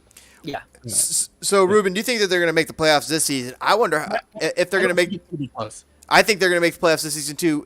It makes me wonder. I also wonder if Ezra is going to be the coach for the next 5 years. I can visualize that. I could see that if he makes the playoffs this year, Ezra, barring like a crazy drop off in year 3, he's the next coach probably for the next 5 years. No. If he makes the playoffs, with the Chicago Fire, if he makes the playoffs and wins the Open Cup and goes relatively deep in the playoffs, and the United States just completely Implode in Qatar, he's got to be on the short list for the U.S. national team job, just based off that one season with the Fire. Yeah, so you think he would be not long for the Fire? I think there are more prestigious jobs in his future, and it might be a relatively quick future. Really? Speaking on things being quick, what do you think? How long do you think we will have with Gaga? Not just Gaga, but also how long do you think we'll have Brady? I think Gaga will last the summer, and I think Brady is your actual long-term starting goalkeeper. I don't see because I heard Bruce wants him. I don't see Chris Brady leaving MLS. How tall is Chris Brady? He's a tall boy. I forgot, but like, well, I mean, I'm 5'7", so a lot of people are taller. Because I know Gaga's like Gaga's like 6'4", and super tall. So, yeah. But yeah, I think Chris Brady is your long-term solution at goalkeeper. 6'3", so super tall. Yeah. Gaga will be gone by next season. I think so. Especially if it's a good turnout and he's the third goalkeeper on the World Cup roster, which is extremely plausible at this point. He's going to be a starting goalkeeper on a playoff-bound team on the MLS. That's for sure. Yeah, right. He's going to be a starting goalkeeper. I'm going to make the playoffs. But I think he's gone, if not with a pre-contract in the summer, I think he's gone in the January window. I have like I kept thinking about the Fire's playoff chances in terms of like a normal Eastern Conference, but yeah, I now am seeing what you're saying, Ruben. Like this Eastern Conference, It's not there. quite. Yeah, It's there. it's possible. Look, I think we all think Toronto and Philadelphia are probably going to be the class of the conference and probably run away with 1 and 2. I'm not quite sure. Close to correct. Philly has like something seemed off with Philly last season. I mean, it's not like they weren't winning games or anything, but like something felt off. I don't know what exactly it was, but something felt off. What about Bruce Arena, guys? New England. That's the team that I thought was going to be one of the teams that was running away. So here's what I think with New England. I think Matt Turner is going to be a bigger loss than everybody thinks he is. I don't think so. I don't think their defense is good enough, and they won't have a goalkeeper who is good enough to plug a lot of the holes that I saw from New England last season. But Ruben, defense is not the thing that makes the New England hum. They are the best offensive team in the MLS. True. Gustavo Bo's a problem. Gustavo Bo will always be a problem. But I think this is year 3, and year 3 is sort of where there's enough tape now where enough teams can, especially the better teams with better analytics and video departments can try and figure them out. They have a chance. That's certainly true. But I mean, they're the highest scoring team in MLS. How much longer could that last? So I mean, that seems to go without saying, right? I think I don't know if they'll get found out. I think Bruce Arena is one of the most adaptable coaches in the league. Yes, absolutely. He'll be able to adjust to the adjustments. But I just don't know. And like I said, it's MLS. Like, the league is designed for teams to not be on, playing on top at a tremendously consistent level. That's one of the things that make the Seattle Sounders so amazing. MLS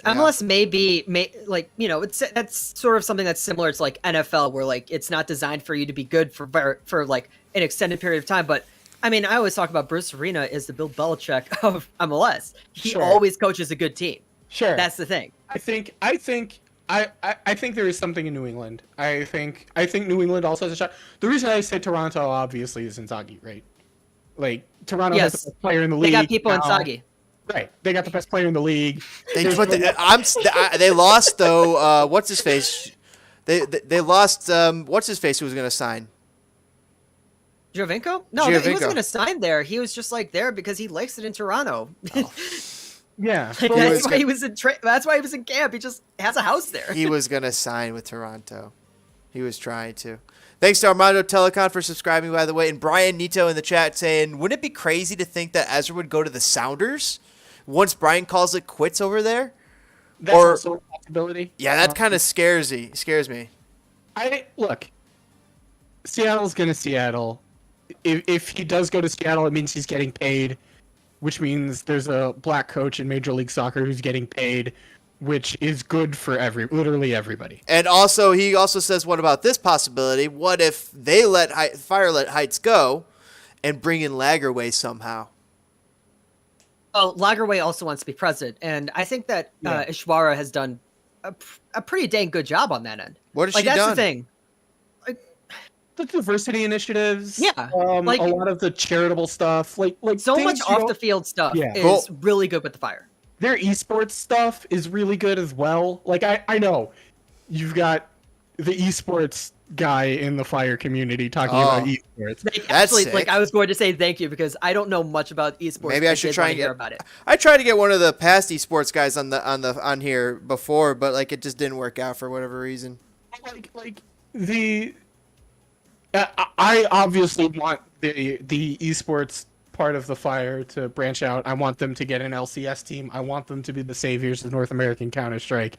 It would be cool that my club is the savior of North American Counter-Strike. I don't think Chicago Fire is going to have a Counter-Strike team. I mean, why not? They're going to get the Super Mario Strikers team together. Well, here's the interesting thing. PSG is in partnership with LGD for Dota 2.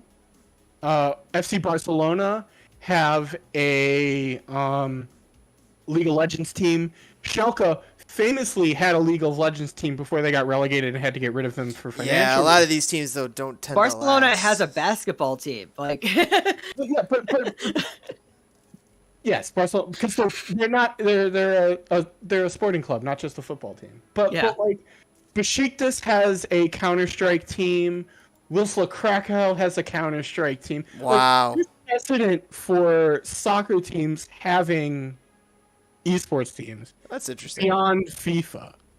And or I at would least like sporting Fire clubs. to join that. I would like the Fire to join that. That's an interesting thing. So if Ishara, is it Ishara? Ishwara. If I Ishwara think. watches the show, yeah, we repped for her. We were excited when we brought her in. That's why I was like wondering what are the things that she has done.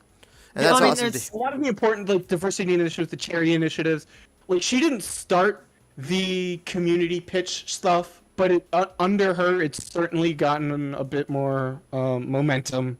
And also, like, As I can tell. in terms of like, President is also involved in ticket sales, and that one game where like we almost sold out, like nobody understood why there were so many people there, but there were. That wasn't like fake. There were a lot of people there, and it's all due to. It's got to have something to do with something she said. Like, this is an initiative we're going to do to try to get more people into the stadium for at least this game. Yeah. Something she did, and I do want to shout out at least one person in the front office who's done an amazing job.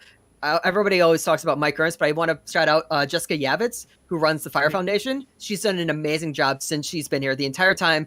Like, that's the one part of this club that has not been terrible, ever. That Fire Foundation has been amazing. I mean, there were a couple of times in the mid-2010s where they made some decisions regarding the White Party. Well, yeah, but I think that's more on other people planning. Sure. But, like, in large part, yeah, you are correct about the charitable stuff. And also, speaking of ticketing, Shaqiri gets signed, immediately a flash sale for the home opener. They announce Shaqiri signing, go to the Fire's website, immediately tickets are on sale for the home opener, like 10% off or whatever. Yeah. So, like, yeah. She's done a lot of really good things. I wonder what she's going to do about the shirt sponsor. Brian also asked us in chat. Says still no shirt sponsor, and I wondered.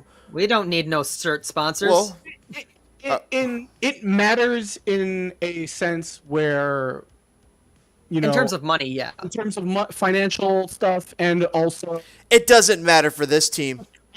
But as we got Joe Billionaire. Right. It actually doesn't matter for this team. It does matter for some teams, but it would help for this team to make its imprint bigger. It's also a prestige thing, right? Yes, like, yes. You look at, you know, you talk about why does Manchester United have, like, when they did the Chevrolet deal. Manchester United has Chevrolet on their jersey. Mm-hmm. That does a lot. Especially in, and obviously the Fire don't have the same reach as Manchester United. I'm not suggesting that, but like the level of company you get on your shirt matters in some way. That's why it was such a big deal that like Acura, I don't remember if it was Acura or Audi who were sponsoring the crew for a while. Right, it was Audi, I believe. Yeah, it was Audi.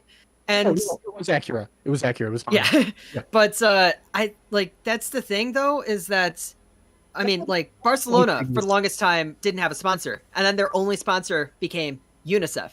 And then, you know, they threw all that away. But like their only sponsor they were sponsored by UNICEF and they gave money to UNICEF. Right. That's great if you want to take a moral stand. Yeah. And I appreciate that. But this is MLS. We don't take no moral stands, obviously, especially if you look at what's going on. No, we want Portillo's hot dogs on our shirt sponsor. I mean, it would be. I think it would be absolutely wonderful if we had the Food Depository as our sponsor and we paid money. That would be so cool. That would be wonderful. That's not going to happen. That'd be incredible. Benny's Bev. That's Dreamworld stuff, but no. I got Portillo's hot dogs, Benny's Beverage Depot, Boeing is headquartered here, McDonald's. Walgreens. Pepsi's the big one. Allstate. WeatherTech. Honda back. I want us to get Honda back. Honestly, all those companies are correct. But as far as like global reach and prestige. For Jepson's whatever Malort, of course. No, it's PepsiCo. It's It's PepsiCo. PepsiCo. Oh yeah, like right next door. Like there's a PepsiCo like office or factory right next door to SeatGeek. Like genuinely across the past the that's- aqueduct. Yeah, that's a PepsiCo facility. Like, it would be like it obviously can't be Gatorade because of the MLS's deal with Body Armor, but like Sierra Mist, Mountain Dew. Oh Pepsi god, I would itself, love Sierra Mist. Pepsi. No. Sierra Mist would be a great callback. Sierra to the early Mist is 2000s. like old school MLS. Exactly. But like that was the whole thing. They had it with Quaker. So like Best Buy and Quaker are like the two biggest, and I guess Motorola are the two biggest shirt sponsors the Fire ever had. Best Buy also kind of a local company, but like big name brands. That's what you want on the shirt sponsor. Brian's saying the Bulls have Zenny. Okay, Zenny Optical. We don't have to. Yeah, they did terrible in that. Everybody hates that sponsor. Oh, Everybody I hates that sponsor. Zenny, and I used the Bulls fan discount stuff. Well, For Zenny Optical, it's it good was- cheap optical wear. Yeah, It was cheap more of plastic. a thing of just like everybody was just like, wait, that was our sponsor? What? I love it. It's great. For all you glasses wearing Bulls fans, it's great. I haven't gotten new glasses since dear God, I think when I went to Montreal. Well, for all his glasses wearers, and we're all should Bulls probably fans, get yeah, another I think it Yeah. makes sense. But yeah, like it's fine.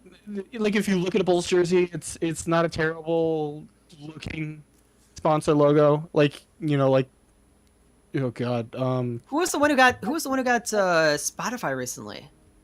Not Joe Rogan. very funny. I don't know, but I think Barcelona. It had something to do with Barcelona though. I'm not entirely maybe. sure. because we Yeah. Barcelona Basket's Rocketon still, I think. No, apparently Camp Nou has been renamed Spotify Camp Nou. What? Yeah, Oh, yesterday. Okay. That's ridiculous. 280 million euro deal. Spe- Yeah, that's a lot of money. Barca need that money. Yeah, they Desperately. need that money. It's for that money. Oh God, in our own in my podcast, Adnan was complaining about how United didn't get any signings and Barcelona is signing everybody while they're broke. Well, I guess that's how they got that money. Whoa. Here's the thing I've noticed about Barcelona now that we're sort of talking about this on a tangent. These are more soccer thoughts I can't talk about regularly. Since selling off all of their big name signings pretty much, doesn't it feel like Barcelona has their soul back?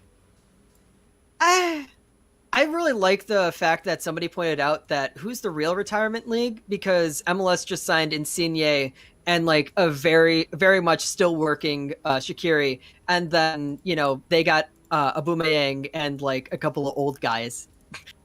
Well, Aubameyang can still play. He just got in a fight with Mikel Arteta. Like Aubameyang is still really good. I do think that like we're gonna have to wait a couple of years in order for Barcelona to like be back to being Barcelona. No, see, here's the thing: is I don't want them to be the Barcelona of the 2010s. I want them to be the Barcelona of Well, the no, late that's 2000s. what I meant. I meant like mid 2000s, where like they're building up their academy. We got to wait a bit for their academy to come back.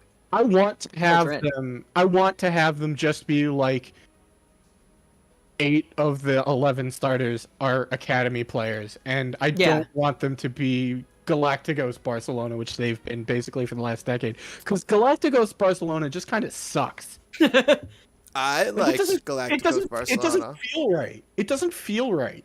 I think yeah. That When same Xavi, thing, just, okay, like, well, you gotta wait a when bit. Xavi was there, that's when it felt right. That's what I mean. Xavi, Carlos Puyol, Messi. But like, when the- that fell apart, that's when it didn't feel right anymore. Right, because they kept buying players to replace them instead of bringing them up from their academy. They went full Real Madrid. They went full Galacticos. And nobody wants Barcelona to be the Galacticos. They want them to be the opposite of that. They have to be the opposite of Real Madrid, or else And nothing still matters. be great. They must be the soul. Exactly. Brian's saying, asking, with moving forward, what's going on with the training facility and the potentially the stadium working with the city to find land and possible funding? Have you guys heard anything The different? stadium is going to be a broken down Soldier Field, because if the Bears move out to Arlington, the Fire have Soldier Field. Right, and we're talking about it, and it's cheaper for the city to renovate. I'll be right back. And it's Grabbing a beer. To renovate the. I already finished mine. I'm not drinking at all because I can't, because I'm getting inoculated. You got your wisdom teeth tomorrow. So, like, it's easier for the city to justify spending public money on a building that they own rather than a new private facility. Yes. First of all, so politically, it's easier for them to retrofit Soldier Field into a soccer-specific stadium than it would be for them to build another stadium. I think the suggestion was basically like, take off the UFO and you've got a solid stadium right there. Well, I mean, you have to do interior stuff and obviously, and plumbing. And They poured so much money into it. It's just like, it's impossible right now. At this point, they have to just move. I don't think so. It's better. I think it's cheap. It would be cheaper for the city to do something with Soldier Field, because then. Oh yeah, for the city, but the Bears are out. I think the Bears. Oh are no, done. yeah, we're done with the Bears. Yeah, they were gonna leave. Cool. We're talking about with the Fire in Soldier Field. Yeah. I think the Fire will stay there, and you can maybe make that a Fire-focused stadium. I'm sorry, guys. I just popped back into the conversation, so I missed what you guys were saying. That's basically what we were saying. Yeah, all right. I'm on board. All right. Yeah. That's what it is, right? As far as the training facility goes, that's gotta pass through the neighborhood committees and. Yeah, I mean, the first attempt didn't even work out either. It's very much like a lot of these other teams are building like these state-of-the-art facilities outside of the city, and it's like, cool, outside of Chicago is just a bunch of like golf courses that they're not going to want to sell because they make too much money on those golf courses. Well, outside of the city, like, there's presumably facilities you could just buy, like Old Hallis Hall, for example, or the Brito Center, or whatever. Like, you could buy those training facilities that other teams have moved on from and do something with, I guess. But the crux of the matter of the stadium is a lot of that land is supposed to be, or at least the community believes should be, and I wouldn't disagree with the community on this, is that it's supposed to be, affordable housing, which the city also desperately needs at the moment. So that's every city in America right now. Yeah, but like, this is land where it's possible, and is affordable housing a better use of this land than a fire training? So I do know that the crux of the argument going on that specific site at the moment. I do know that Jacob Peters is very much like the civic engineering guy, so I trust him on these sort of things. I do know that he was saying that like it's possible to do both on that land, especially with like the amount of land there is there, and also it says that it's a park, but it's just sort of like kind of a wasteland essentially. Right. Oh no, like I've been following him on this, and I completely agree with him. I think it should be possible to do, but the question isn't whether I think it's possible or it should be done. It's, what does the community think? And if the community thinks that all of it should be housing, all of it should be housing. Well, and then there's the alderman who That's I don't always know who the that battle, specific alderman because is. that's but... always the battle. It comes down to like nobody really knows what's best, because like the businessmen and the aldermen, the politicians and all the community, they all have their all different ideas about what exactly is best for that space. It's probably some amalgamation of the idea of them, but yeah, because like you need every village, every little town needs some sort of a village hub in a way. So like you have to factor all these various things into it. So, because I mean, when you go around areas of Chicago, like you see areas that the businesses are truly integrated with the way things work in the neighborhood, and then you see those businesses that are not integrated, and those are the ones that are quickly boarded up. Right. I think that, and the neighborhood suffers as a result. Right. But I don't know what. I'm still unsure what a sporting training ground does for a community, other than having people come there and then, work there and then go to lunch. Right. Yeah, it's a good point. You know what I mean? Like, unless they figure out a way to make a portion of it public, The way that they did with the current, what is it, the Heineken pitch? Yeah. Like The original idea, they said that the Fire isn't going to be using those pitches all the time. Like it was built around a school. That school could use the pitch. Like that was kind of like their ideas there. So They also just renovated their football facility, and it's actually really nice. And the Lane Tech soccer team practices there as well, and yeah, that sort of stuff. So like it turned out to be unnecessary, but the Fire have a bar and community play space. Well, my question is, does the community go and practice at the Bears state-of-the-art practice facility? But they're the Bears. yeah. Does the community go and practice at the Bulls state-of-the-art facility? Yes, they have camps. They've got camps there. They've got Bull Sox camps. So that's how you need to do it. And I believe the Advocate Center where the Blackhawks practice does have free skate days. Yes. So, yes, if you're not the Bears, you have to have some sort of and even then, like, it's more just like, why do we have to be the Bears and like not be good people? That's the other issue, DPG, right? if you want to hop in, feel free. But DPG saying that just build a training facility. There's already enough gentrification in the city. I'm not so sure though about building a training facility in the suburbs. Where are the players? Where are the players living? Right? I think they live in the city. They live in the city. So They live like, in the I city feel area. like you kind of got to go to what makes the players the most comfortable. And Have the players. The players don't get paid enough to live in Wilmette. yeah, Wilmette is beautiful. that specific as far spot as that they'd mentioned. as far as like the travel. That spot that they specifically mentioned is like walking distance from Union Station. Right. So like you could jump on the mat. Like if you're a player, you're a soccer player, you're a professional soccer player in the city of Chicago. Nobody's gonna disrupt your commute on the metro. DPG saying the community wants housing only to get kicked out. It sounds like DPG topped in, but the community wants more housing only to get kicked out because rent is too high. I was like, well, that's probably... It's supposed to be specifically targeted. Specifically low-income housing. Yeah, that's what they always say. But chances are, eventually, low-income housing becomes too expensive for the ones making low income. We've seen that happen all the time in Chicago. True. That's true, and not just Yeah, Chicago. it's true. It's everywhere. You do see it happen all the time in And Chicago. you're right. You're totally right. But like, For someone, I mean, I lived in Chicago for 30 years, and I've seen it happen all the time. You know what? Just build a training facility. If you want to give people jobs, then give them jobs. At this point, people want to cry, oh, we need more affordable housing. You're not going to get more affordable housing. This is a capitalist society. the other question then is, You might be right there, DPG. But there's a big fancy training facility with like really nice architecture and glass facades and whatever, just gentrify it anyway, just because of the nature of. I don't know the area I live in. You want to practice. You want a palace for your soccer fit. My old neighborhood You got. want to practice in a dingy. I'm sorry, dingy. Like Jiggly, but a dingy, beat up, cracked My old window. neighborhood.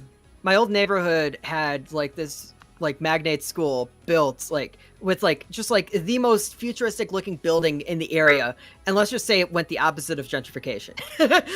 It can either go both ways. But you know what? Yeah, it can. And that, in that area that they're looking at, let's be honest, that area is gonna come up, and eventually those people that are crying for low income housing, they're gonna get priced out quick. It's only a matter of time. And these aldermen or whatever are arguing, oh, well, we need more low-income housing. No, you don't.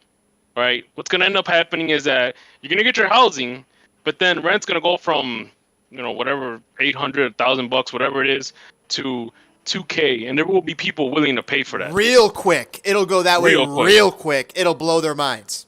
So, and the thing is you can't, you live in the city of Chicago. The only thing that matters in the city of Chicago is money. You're telling me that they're gonna just build houses and rent them out for $1,000 or whatever it is? You gotta be kidding me. On prime real estate? Yeah. No, probably not.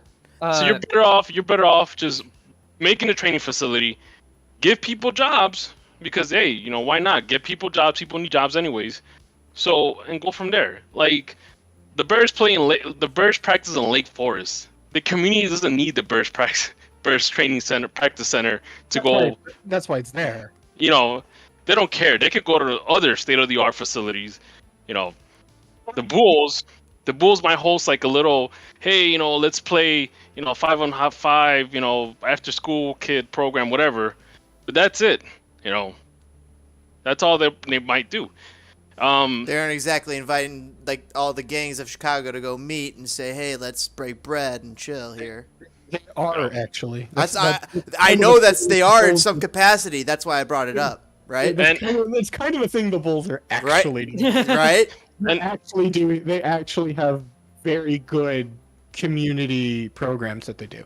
And here's the thing: well, I mean, like I said, I grew up in the city of Chicago. I actually went to the Park District, and I actually got to play floor hockey and all that. Oh, yeah. They actually used to have this cool thing back in the day.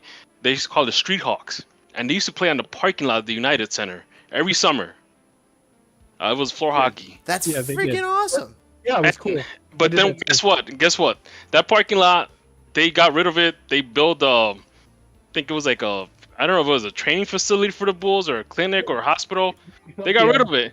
And they never got I don't think they ever got an adequate replacement to play Street Hawks again anymore. So you're in the parking lot. There's a million parking lots around the United States. Yeah. So like that's not a I don't think they don't do it because they don't have that specific parking lot anymore. Yeah. I think they abandoned the program is the point. Yeah. We've abandoned soccer. Ah! Well, I don't know. We're still talking about we're talking about the fire training facility and where is it going to go and what's it going to do. Things are all interchanged and it's all like that. It's like DPG left. Yeah, that's fair.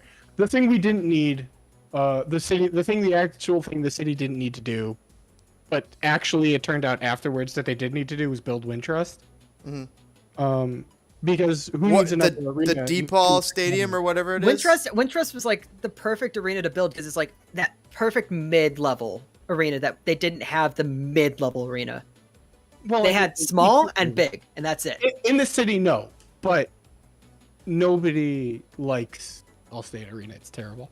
That's the thing about Allstate Arena. Yeah. It sucks. It's a great concert venue. Acoustically, it's fantastic. It's also the greatest stadium to get to in Chicago, I think. The baseball stadium. For me, it's just like if you think about it, like from a Chicago fan perspective, because Chicago is not just the city proper; it's all the suburbs around. But getting to Rosemont from any direction is just so easy versus going to Soldier Field. What other major sports venue in the city of Chicago has a Culver's right next door? I don't know. I rest my case. That's fair. That's fair. He's got a point. Man's got a point. Who has a Culver's? Allstate Arena has a Culver's right next door. Well, it also just looks like a giant Culver's. There's also like a great burger joint right down the street from there too. You know what? We're talking about Chicago-based companies, but like, how about just like Midwest-based company? We should have Culver's as our sponsor. Culver's is Minnesota though, right? So I don't know. No, Wisconsin. Wisconsin. Culver's is Wisconsin. Yeah. They're also right-wing hyper reaction. Whatever. I could still go with them though because I like their burgers. And and also, what about White Castle? That would be amazing, but I don't think that works. We're sleeping on White Castle. It doesn't work. They're just like I'm trying to imagine it's just sort of like only if it's only on the away jerseys. They'd have to bring White Castle everywhere they go because like White Castle's kind of like a Midwest thing. East Coast, West Coast, Midwest. We get PBR. Thing. We get PBR sponsor. PBR Actually, put Goose Island on the jersey. Goose? Yeah. Get Goose. Yeah, just get Goose. I like that. Yeah. I could get on with that. They make very good craft root beer. They do. The WBC root beer. It's amazing. It's fantastic. I like Boeing. No. The money from Boeing would be... I don't care. They make missiles. Okay, yeah, you're right. Yeah, but they also make the planes that I fly in when we go on vacation, so... They don't, and you're flying in an Airbus. What about McDonald's? The same, the people giving us all sorts of food-like products. That's fine. Walgreens, the neighborhood druggist. Ye oldie Walgreens, yes. Can't survive without Walgreens. Allstate. Allstate's one, yeah. The one that doesn't ruffle Allstate my is feathers possible, yeah. is WeatherTech. They're just That a is- good company. That is an MLS 1.0 sponsor. That's like that's all sport. Like it's something that's like, wait, what? What did you say? Do you know all sports still exist, by the way? Does all sports still exist Yep. They do mostly in powder Texas? stuff. I believe they just like are in Texas and that's it. No, but they do powder stuff. Ah, Oh wow. Yeah, they transitioned. Yeah, they do. They're basically G Fuel, but less cool. Whoever bought Nabisco's out here too. let's get G Fuel as a sponsor. Come on. Let's have the Fire G become Fuel? streamers and just have like streamer stuff. So like, No thanks. I like my kidneys. No, if we're doing that, throw FaZe Clan on the jersey. Just do it. If we're going, FaZe Clan? Faceberry G Fuel. Chicago Fire, sponsored by 100 Thieves. See, I've disowned Nade Shot as a Chicago. Let's go talk to Doc. See if we could get Midnight Society. So the Fire are now sponsored by. We just got off the call. The Fire are sponsored by Harry's Razors. No. The We Fire. have to shave everyone's I'm sorry. I'm beards. getting a page. The Fire are now sponsored by Ed DeBevics. Okay, that works. I thought you were gonna go Blue Chew and we were gonna go down this degenerate podcast. Well, thing. kind of degenerate, but Ed DeBevics is now the sponsor of Chicago Fire. What's the meal? What's the meal one? I forgot. I'll take it to Bevix. That's fine. It's the Fire are now sponsored by Straight up Chicago. by Magic Spoon. Oh, that's been showing up everywhere. What's with that? I've heard it's not good. Really? Like Hello Fresh. on HelloFresh. the- HelloFresh. That was what I was thinking of. By the way, this entire thing has just evolved into degeneracy for the last 5 to 10 minutes. Oh, it's been great. But that's the best stuff. The Fire's new shirt sponsor is Brian's Fox saying they could get a charter plane in the deal with Boeing. Yeah, but you can only use it 4 times a year anyway. So what's the Shit, point? they You're gotta only change allowed- those. That's ridiculous. It is and it isn't because a lot of teams can't afford to charter the whole season, and it's a competitive integrity is thing. that in the CBA? Yes, Yeah. it is. Okay. They have X amount written in, and actually they've written in more as time goes on here. Yeah. It's a competitive integrity team that all teams have access to the same amount of charter flights. Right. And Oh, really, well, it affects so some there's the teams thing. more than others, though, because some Ryan teams Nieto- got a longer way Ryan to travel. Nieto just said the most wonderful thing, which is El Milagro tortillas, which I love their chips, but I haven't seen them in so long. That's a great Something one. happened with the factory or something. No, There was like a strike. Yeah, there was a strike. Yeah. I like that. Or you could I get don't Empire remember when Carpet. they came back. I don't remember if they came back though. I think they did, but I don't know. Yeah, I because like I haven't them. seen any chips recently. so- Wow. Well, El Milagro would be a great shout. That'd Yeah, be so that'd be cool. That'd Yeah. be so cool because it'd make you want to eat tortilla chips all the time, wouldn't it? They could provide. It would work for me. They could provide free chips for Ice cream nachos? Javier. Oh yeah, that too.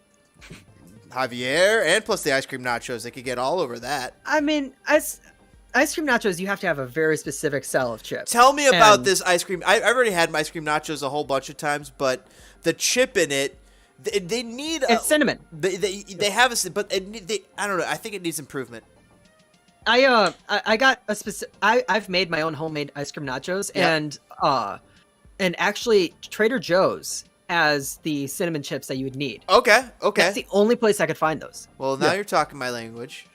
That sounds fun. That sounds really fun, guys. Like, So new sponsor is Trader Joe's. we should do an ice cream nachos night. I'm gonna do an ice cream nachos night on the podcast for sure. That sounds fucking fun. Get some sauce and everything. So I know ice cream nachos are great and it's kind of a meme and everything, but like that stupid Twitter account just got everybody so upset. What about? Like I don't think the nachos, Twitter yeah. account itself, like the Twitter account itself, I don't think they were like. I read the description of the Twitter account. It's like it doesn't seem like they're saying this is bad. It's just like this is a weird thing you can get from this team. It was the people in the replies that were just like, "What is this? This is terrible." Later on, the Twitter account agreed with the British people. Oh yeah. Then that's when it gets personal, obviously. Yeah, I mean, here's the thing about ice cream nachos. If you scan the list of items that you Fire new sponsor, Jordan. definitely should not have on in your life, ice cream nachos is actually not on the list. You should have them. They're amazing. No, yeah, but that was the point. That was the point, everybody who was like, shut up, you stupid Brits. You put French fries on a sandwich and call it a sandwich. The only reason I was able to get Ice cream RJ out nachos to are legit. the only reason I was able to get RJ out to a game early last season was because he wanted to get ice cream nachos. The promise of ice cream nachos? Only reason. I could Yeah. see that. That literally I let him is... I let him use my ticket, and we went to the game, and the only thing he wanted was like, Tiny crypto. before the game even started, we got ice cream nachos, and then we sat up there. It was like the Philadelphia game where Sector was protesting, so it was just silent the first half, and so we're just sitting up there, just like heckling the team from the third deck. You know, he needed to go and do the food review for the podcast. Obviously, yeah. Wow, you guys are making me nervous that on game one, there's not going to be enough ice cream nachos in the stadium. No, it'll be like 40 They will. degrees. They better make sure. I've had ice cream nachos in very cold weather before, and it was still fine. All right,Ll take your word for it. You're back? Back. Woo! Now that we're talking about food. Now we got talking about ice cream nachos. You know what? I haven't had an ice cream nacho since Bridgeview. Yeah, they're better now because now they use real ice cream. What do you mean? Yeah. Oh, wait. They don't have like the block anymore. No. I actually had a bad experience once with ice cream nachos. No, I didn't get sick or anything, but just hear me. I'll serve version. Of a violent aftermath? No. So, this is in Bridgeview. This is like the second time I ever bought ice cream nachos, and I think I went to the spot. It was packed. But I managed. Yeah. Yeah. There was only one spot. There was only one place that was selling ice cream nachos back then. Only one. Only one. The Soccer Hall of Fame. And sometimes it was people who never made ice cream nachos before. Yeah. And that made me so angry. Wait, oh, I remember there was only one on the other side of the pitch. So I guess there were two then. Then it was by the Soccer Hall of Fame, and then there was the other one that was below the press box area. Because I used to sit in Skydeck. So that's the one that I had an issue with. So I put my order in, and I waited about almost 45 minutes to get my nachos. Like, I kept asking, like, hey, what's going on? What's going on? And I seen other people get their nachos, before I even did. And it got so bad that, What's up? like, I missed like half the game. I actually complained. And actually, my wife, my then girlfriend, she actually started complaining for me too. She's like, "Look, he's a season ticket holder. Blah blah blah. He's been waiting here for 60 minutes just for nachos." They ended up getting somebody like their manager. They refunded my money. They gave me free ice cream nachos. Good. But that was about it. I also guarantee you may have missed half the game, but you didn't miss much. Yeah. Probably. It was in 2017. Oh, but then Yeah. Schweinsteiger. If Schweinsteiger's on the yeah. field. It was in 2017. Oh, okay. was That's it? the 1 year that it was a bad idea to miss a game. Exactly. I think this might have been like 2015 when we still had Frank Gallup managing the team. Yikes. I was gonna say, I mean, he was falling asleep on the bench. I mean, it didn't matter. Yeah, 2017 was when David Accam was scoring 4 goals a game and getting 3 players sent off. Yeah. And I think looking back at that year, I think the only good game was like 2015. I think it was the home opener. Was it the home opener against Toronto where we won 3-2? And You guys remember last season when it was like 20 minutes into the season, we were like, we're winning MLS Cup. yeah, But for that first 20 minutes, they were playing excellently. Yeah, it was great. And then they gave up a goal. And then everything went downhill from there. Oh. What was the year? Was it 2017 or 2018 that we had the snowy home opener? Oh god, I have a story about and that. it was the coolest. It was so cool. It wasn't 2017. It was I believe 2011 against Kansas City, right when Omar Bravo got sent off. I believe it was 2015 that you're talking about. It was a game against Philadelphia. No, I think remember it's the that year. specifically. I think it's a year after that or two. is that the one? Is that the one I where was- like There might be a- a few though.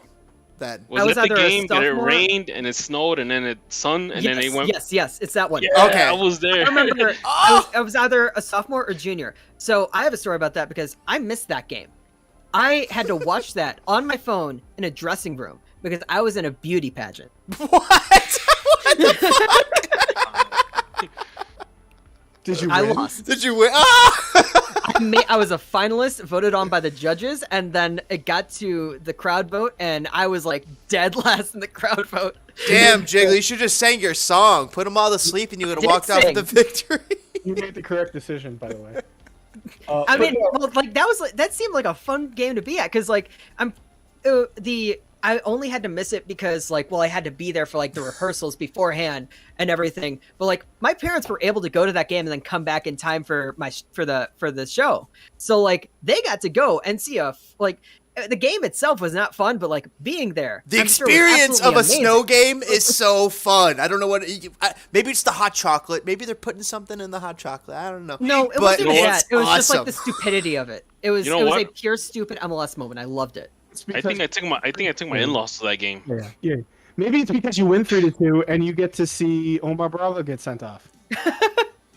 Like the 2011 snow game against home opener against Sporting Kansas City. Oh. It might not have been the home opener. It might have been like the second or third No, game. that was a home opener. That was actually my first year getting season tickets for the Fire, and it was me and my brother. And oh man, that day was really cold, but it was worth it. We actually won 3-2, and that was like when Marco Papa cut through the Kansas. And like Yeah, Dominic Oduro actually scored a goal. And then Yeah. when Omar Bravo kicked somebody in the face and got sent off. Tiny Nice. Tiny Crypto saying that 2015 Philly. Yeah, Wapo playing Let It Snow. 20 minutes snow, 20 minutes sun, repeat, rinse, repeat. I'm so annoyed that I Guapo playing missed Let that. It Snow on the trumpet. That's hilarious. I'm so annoyed I missed it. Also mentioned that the Fire introduced ice cream nachos went back when they won the Brimstone Cup. Coincidence? True. Probably, but I'm going to say no. Not Nobody knows. I don't know where the Brimstone Cup is. Wait, I remember last seeing it in in early 2020. yeah. It was like January, February-ish, where I was like, "Hey, can I take the Brimstone Cup home?" Because apparently you could just, if you ask, you could just take it home. And I asked if I could take it home, and it was like, "Oh, this other guy is taking it home. You'll get it after the first after the home opener." What? Wow. And then the pandemic happened, and I don't know where the Brimstone Cup is. I'm not sure anybody knows. Wow, it just disappeared. just like the old FIFA trophy. Well, it's not even like that. It's just sort of like, yeah, like I think we know a guy Someone's who gotta has find it. it. They're playing in like May. Yeah. We've all had ice cream nachos in here, right? Yeah. Yes. So it sounds like Brian has not had ice cream nachos yet in the chat. So he's hashtag fake fan. I think we gotta recommend ice cream nachos to everybody Yes. we know. Just go, dude. Just Yeah, get just 'em, do man. it at least once. You Yeah. gotta try it. You gotta try it. And I almost guarantee you try it once, you will not try it once. I mean, Phil, If I you're have with Red Stripe somebody- in. I just saw a comment from Phil. If you're sipping on a Red Stripe, I have Red Stripe in the fridge. I just have to ask for my parents' permission to get it because. go get it. No, I'm sipping on Coors Nah. Banquet, my favorite. Oh, you guys are drinking alcohol. I'm drinking over here. I finished my PBR long ago. I've just been sitting here God. still. I've got an Arnold Palmer. Ooh. I'm getting my mouth numbed tomorrow morning, so I can't drink. Oh shit, that's right. Good luck with that, man. Yeah, that's what's happening. I know all about that business, all about the tooth business. Good luck. Yeah, I can't. I'm terrified. Yeah, you'll. I'm sorry. Dude, can I tell you, you'll be fine. If you No, I know, got a good dentist, you'll be fine.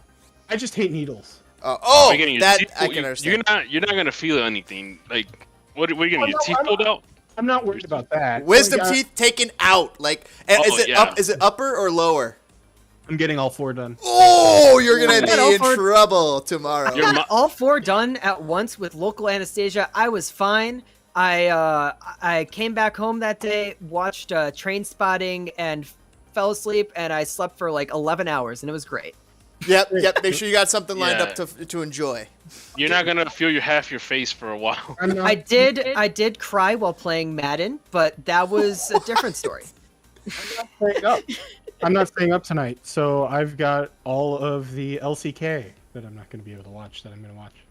Put it. You should be able to. Can't you watch it like on replay though? Yeah, that's what I'm gonna do. Yeah. Boom. Perfect. Gonna watch LCK. Boom. That, for those of you who don't know, that's the League Champions Korea, which is the best League of Legends league in the world. Are there Americans in that league, or is it only, or is it because they play in Korea? I mean, it's Korean teams, I think. Yeah. Or It's like club team. Yeah. North America has the LCS, which is the League Championship Series, and if you watch League of Legends esports for, I've seen a lot of it. Yes. You will know that North American League of Legends is kind of a joke. Pentakill. Unless Tyler one's playing. Well, that's just like. And even then, it's probably still entertainment. A that's joke. not. That's like quality. That's like watching Miguel Herrera on the sideline. You know, that's not quality play. That's entertainment. Right. That man's like one shot away from getting a heart attack. What? Tyler one? Both of them. No, both of them. Like you don't have to know anything about anything we just said to understand that was a correct statement. Cheers, brothers. I don't know much about League of Legends. All I know is that like I'm not into K-pop, but KDA says something to me. Ziggs is my guy. I mean, probably says you're just a weeb. I mean that too. That's but like I don't like other K-pop, so that's the thing. Like I just like that. Well, it's 2D, not 3D. Very good. Well, I'm 2.5D. I'm just putting you on blast right now, dude. Rubes, I guess it's Rubes, 3D animation. Tiny Crypto's got advice for saying suck on tea bags. The tannins in the tea will help with the pain and discomfort. Might taste like hell though. Lamau. I'm good with bitter taste, so I should be okay if I do that. So suck on tea bags. Apparently that'll be all right. I guess DPG. Thanks, Tiny. You just came in. You came in and you haven't talked about Shaqiri yet. DPG. You know what? Sound off. Oh man, we've had skeptics here We earlier, have? so Okay, so here's I've been thinking about this all day today. Fuck yeah. I actually freaking message bombed my Albanian friend, with Shaqiri announcement. Now he wants to go to the home opener. But so first of all, as much as I love the signing, I think the Fire needs a guy like Shaqiri, a franchise player almost. I get these weird Sean Maloney vibes, No. yes, Put that on us. that's something that's that's something that I tell Adnan as well about this. It's like I get these. Did weird, we pay $6 million for Sean Maloney? No, we didn't. Because But Uncle it Andy makes it more couldn't risky afford it. then. Did Sean Maloney win Champions League twice with 2 different clubs? Did Shaqiri truly? Yes, he did. Truly? Yes. Okay, but here's 95% of me says this signing's gonna work out. That 5% is like Sean Maloney's back. Yeah. Well, here's the thing that Adnan and I talked about. So, I'm going to tell you this, and I'm going to see your reactions to it. Shaqiri sounds like Nico Gaitan. What do you guys think that I mean by that? And Nico Gaitan came, did a job. For me, Nico came, did a job, and was out of here. Really had one foot out the door as soon as he arrived. I don't see that with Shaqiri. I don't see the 1 foot out the door here. So, well, first of all, I think Shaqiri's a better player. So even if he is 1 foot in, 1 foot out the door, he's gonna be better for the club than Gaitan. So here's the reason why Adnan and I said that it sounds like a Gaitan, because when Gaitan was getting signed, Adnan and I both were like, this doesn't seem like the right signing. It doesn't seem like quite the right thing that they needed to do. Like when they had Katai, right? But the entire fan base was going crazy for the fact that we had gotten Nico Gaitan. And this is a very similar situation to that. I disagree, because in one way you're right, but in another way I think I disagree with it. And because in the before scenario you had Katai already there. It's like, why are you bringing in Gaitan? Didn't trust Katai anyway. It was but now more, Shaqiri is not replacing Jimenez. He's not replacing anybody. He's going to be his own. He's But also you guys better. know why the fan And base was so hyped up for Nico Gaitan was because they've been hyped up to get an attacking midfielder for years. For That is true. years. Yeah. And the fact that Nico Gaitan was even able to play attacking midfielder got everybody hyped up. Listen, Now- I'm going to say something that's going to make a lot of people hate me. A large part of the Fire fan base is dumb. Yes. About players, yes. About signings, yes.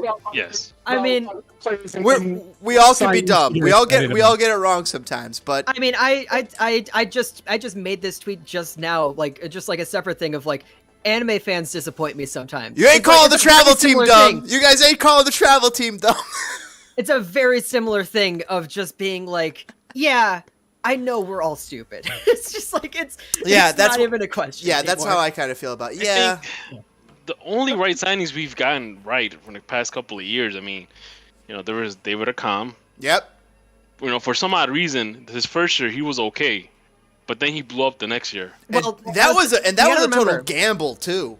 You gotta Yeah. remember I remember that one very well because that was like I think almost the exact moment that I was like I'm going to hyper focus on the Fire now, and that was the year that we played in Portland for the preseason. Mhm. I talked to Akam at the preseason cool. lunch kickoff. I did that every single year when they had the luncheon. That's cool. But like it's That, they yeah, that was the year you were with us, I think. no that was way later. Oh, okay. But no, I think that was I think like my sophomore or junior. But that was a that was a year that's basically Akam and like it was like Iggy was there as well. Yep. And it was just very dumb and because they got them all in like right at the end. And so Yallop's whole thing was we need to gel. And then we get in the next season and they didn't gel, but I mean, Akam was a bit better. And then we just sort of kept Akam around a while because he wasn't like total trash like Iggy was. Yeah. We had That was 2015, I believe. Iggy- I actually, Iggy Yeah. in FIFA was ridiculous. I mean, Gilberto in Football Manager like Oh. carried me to championships. Okay, Yeah. like that's Oh not my that's not God. what happened. I know, and then you want these guys to succeed, and then they don't. You know what's funny is you bring that up, but we talked about this on here already. Yeah. We talked about about how like a large portion of why that team didn't work out until they got a new manager was because the tactics were just bad. Well, yeah, no, and the funny thing is that Yalp has won Coach of the Year twice in MLS. He has an MLS Cup. Yeah, but the game passed him by. Yeah, Just exactly. everybody. Eventually. at the same time, we've also gotten players that did really good for other teams, but they were just either okay or mediocre for the Fire. One that comes to mind is like Juninho. This Well, man- Janino he It's didn't even get a management. chance to play. I don't think he got a fair shake here. I really agree with that. Juninho They got didn't- they got a bunch of players. I as remember soon as I they was got coming him, out of Dax McCarty, Bastian Schweinsteiger, guys who play the exact same position. Yeah, like I was coming out of like a movie theater, and I saw that, and it was around the time like I think that we'd already traded for Dax, and no, actually I think it was before we traded for Dax, and I saw we got Janino, and I was like, that is a pretty good signing, and then we got Dax, and then we got Basti, and then suddenly it's like Janino's who? What? Yeah. And but, then- like, it was all tactic. Everything about that was tactically wrong. And I That's the thing. Yes. everything about their signings that they made, like Kennedy Abonanike was a productive member of DC United after he left the Fire. Yeah. He didn't play a lot, he improved. He wasn't a He didn't play a DP lot. player, but but he was a good squad player for DC United, and he played better there than he did for the Fire. But like a lot of that is tactics. Like you say the same about Dominic Oduro, Yes. Oh my Yes. God, the Pizza Man. who did really well in Columbus after he left the Fire. well, I And, mean, Oduro just plays everywhere though, so. The funny thing about Oduro is that he hardly scored any goals for Houston, but for some reason when he came to the Fire, he just like blew up. Because he ran. But right, because he and it's like- ran. He basically replaced Patrick Nyako 1-for-1, and because of the setup they were running, that set him up to be relatively successful. Oh, go ahead. No, I was gonna say, but you also have like a guy like Mike McGee, who was a serviceable midfielder, because he was used as a midfielder for most of his career, and then when the Fire put him on top. No, I think McGee. Okay, this is gonna be really dumb because I'm using FIFA stuff. But like, I remember FIFA 2005. Mike McGee is a center forward. Yeah, but he played in that game because of Donovan and Beckham and Keane. Yeah, but in 2005, like when he was with the Metro Stars, he was a forward. Right. True. He was a forward, and then he went to LA, where he had most of his success out wide. Yeah, he was either coming off the bench or they used him as a winger. That's crazy. He comes as a winger, and then he goes and plays striker for us and scores a ridiculous amount of goals. That's nuts. 22 goals, I think. And then he goes to Tao till 2 a.m. on game days. Phil Tucker, by the way, saying teabags do help. I did that when I was in pain before getting my wisdom teeth pulled. Good luck. I had to be put under for mine, but had no pain afterwards. Nice. Per Phil. Here's a tidbit of information. So I actually used to work at the TSA, and I actually ran across Mike McGee. And I asked him, like, hey, this was after I think he already retired. I guess he was flying back to LA or wherever. And I asked him, hey, so, how was your experience with the Fire? Because I actually called him Magic Mike. I'm like, hey, Magic Mike. That's cool. That's his nickname, right? But he was like, it just, they misdiagnosed me. Like, he was still pissed off that Oh, no. That was this very specific era where the Fire were having players dropping like flies and staying out for so long. Arne Friedrich had his career cut short by the Fire. Mike McGee could have played longer, and he was out for 2 seasons with this team. Well, he was what out for happened? 2 seasons, and then he goes back to LA, gets proper treatment, and he's getting like Player of the Week. So they didn't treat them properly. What happened is the medical team that Andrew Hotman had with the Fire is probably the worst medical team I've ever seen in professional sports. That's what happened. B, the season after he won his MVP season, the locker room was extremely fractured. I was in that locker room. You know what's crazy? I got connections to the Blackhawks medical people. I know somebody who's been on their staff for decades. And, like, just a great guy. Awesome person. And if I said the name, you guys would know it as far as one of the people on the medical team. And it's just like, so is really scary to hear because I know this awesome guy, medical team, part of the Blackhawks, was there for decades, part of the helping bringing them a cup. Got to bring home the cup and show everybody. It was so cool. But to hear that about the Chicago Fire and their medical team and this under Hotman, that's very damning. It was bad. So bad. Like, players were out for so long for no reason. I don't know if you remember. Nyarko was out. Was Nyarko out during that time too a lot? Yeah, Nyarko. Yeah. He left and played another couple of years with proper treatment. But like the one that really sticks out in my mind is Hunter Jumper. Oof. Who probably like before he went off the crazy Yep. crazy train. That was interesting to watch. But, like, Yeah. His career, and I wrote about this last season, about when Frank Klopas took the reins, because he was the head coach at the time all of this was going on, is that the medical staff was so bad. And I've never asked Frank because Frank and my relationship is interesting. But I always wanted to ask him, like, was the medical staff under him his choice, or was that an ownership front office decision? Because the medical staff just like ruined a lot of promising careers. Austin Berry. Oh God, I remember. So I have an Austin Berry bobblehead. He ran to Korea as fast as he could. I had an Austin Berry bobblehead. I have an Austin Berry bobblehead that's been absolutely like broken, and its leg is broken. And I remember I took a picture of it because I was like, we were moving stuff around in the house, and I was like, yeah, we still have this. And I just tagged him in it, and he's just like, yeah, it reminds me of my time with the Fire. So like very specifically the broken leg. So everything you guys are talking about very much concerns me in one particular area, and that is infrastructure.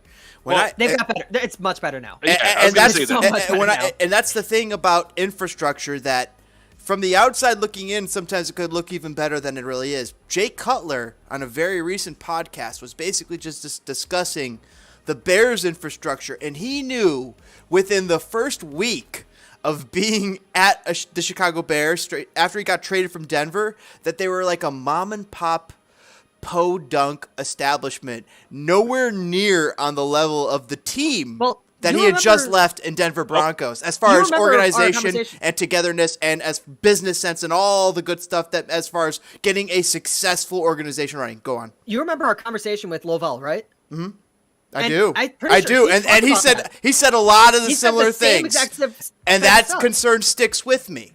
But So it's funny now. now. They're deficient in a lot of ways still. One of the reasons Ignacio Aliceta failed essentially is that he really didn't have any help acclimating to to the city. But I think that Well, you could COVID blame that, you happened. could blame that on you could blame that on COVID. Right. You know, but I mean, Yeah, still there were still things probably that the Fire could have done that they didn't do. well, there's a lot of teams that don't have that very well. I mean, it's in like soccernomics. Like it's a very basic thing that everyone talks about. Is like teams don't do that well enough. You know, Anelka was absolutely screwed out of his chance in the Premier League because it didn't get that help. Right. Well- but to the outside, but like COVID. He's stuck in his hospital bed or in his new apartment. Knows nobody. Can't speak a word of English. But like if you look at what other like the White Sox did during COVID for their Latin American players. There was a story on it in The Athletic while it was going on about how they were checking in on them 2 or 3 times a day. Obviously at the start, and then, dialing that back to 2 or 3 times a week, where they would check in on their players and make sure that they had everything they needed, that they were okay. The Fire didn't do that, and that's part of the reason why Aliceta failed. I think a lot of it has to do with that at that time they were still going through new ownership. Like now things are a little bit different. I hate to bring this guy back up again, but like Sean Maloney was complaining that the Fire didn't have any, I mean, Drogba didn't want to trainers. come here. Drogba didn't want to come here because Montreal had an actual facility. Right. Like that was like That's he what said, held him up. He said, "Oh, it's because they speak French there." But like the other thing he said was the facilities were great in Montreal. Yep. Obviously, Way he's not better. going to come here. And like Maloney was complaining that the Fire didn't have any physical trainers or anybody that could keep these guys up to shape. It got to a point where he had to get his own trainer, his own personal trainer, because apparently the Fire didn't have one. But now it's looking like that the Fire have a whole setup for the team now, which is It's a good. whole lot better now. Uncle Joe is actually opening that wallet and spending like there's no tomorrow so far. Yeah, the infrastructure is so much better now than it was then. Back then it was like a shoestring and 2 tin cans tied together for inter coach communication. But like now they've got the Bridgeview facility is still the Bridgeview facility, but it's a lot better than it was. There was a lot of when I was there. improvements made to it after the Fire moved out. Yeah. And the Red Stars use it too, so that's good. So it goes back to we need an actual training facility. We need a legit training facility, like world-class stuff. Yeah, that's one of the, but that's one of the things that made me happy when they got rid of Nelson Rodriguez, because I don't know if you remember what Nelson Rodriguez said about a training facility. Like, we don't need to build the Taj Mahal. And Nelson I'm like, yes, you do, Nelson. Actually, No, we don't need training facilities. We need Ubuntu. Actually, he was planning on switching all of the Fire's systems to Ubuntu. No, who was? Hey, you know what? I actually vaguely remember. I think it was either AK or even Nelson Rodriguez when they did the grand opening for the Fire pitch. That was AK, probably then. they were saying, the players are going to be able to come here and train and this and that, and Nope. And then there was a rumor going around that they were charging the players to go train, and What? which is funny, but they have trained there, like as a team. Like that's a thing that they did. Especially the bubble. during the winter. Yeah. But man, I'm gonna have to leave pretty soon because I gotta leave too. help. Hey, boys, I was about to say, within the I next gotta 20 help with minutes, things. I'm going to be closing down. We've been here. All right, guys, it was We've been here for hours, guys. I still remember the Peter Novak one that I thought was just gonna be like hour and a half. It was 5 hours. We went 5 hours, Piotr. No way. I still talk with Piotr. He's been doing great. Ah, man, I should talk to him. But Well, can't. right now he's he's concentrating. He's Yeah, focused on obviously. on extra classa. He's over coaching Jagiellonia. Jagiellonia Jagiellonia? Bialystok. Yeah. Is he still trying to scrape some off the top on transfer fees? Or No, that is no that is no longer the case.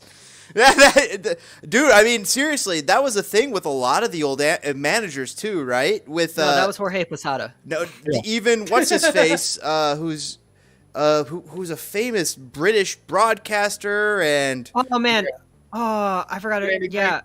Oh Was it my Big God. Sam? Big Sam Allardyce. Yeah, oh my God, poor Big Sam, he got ripped up.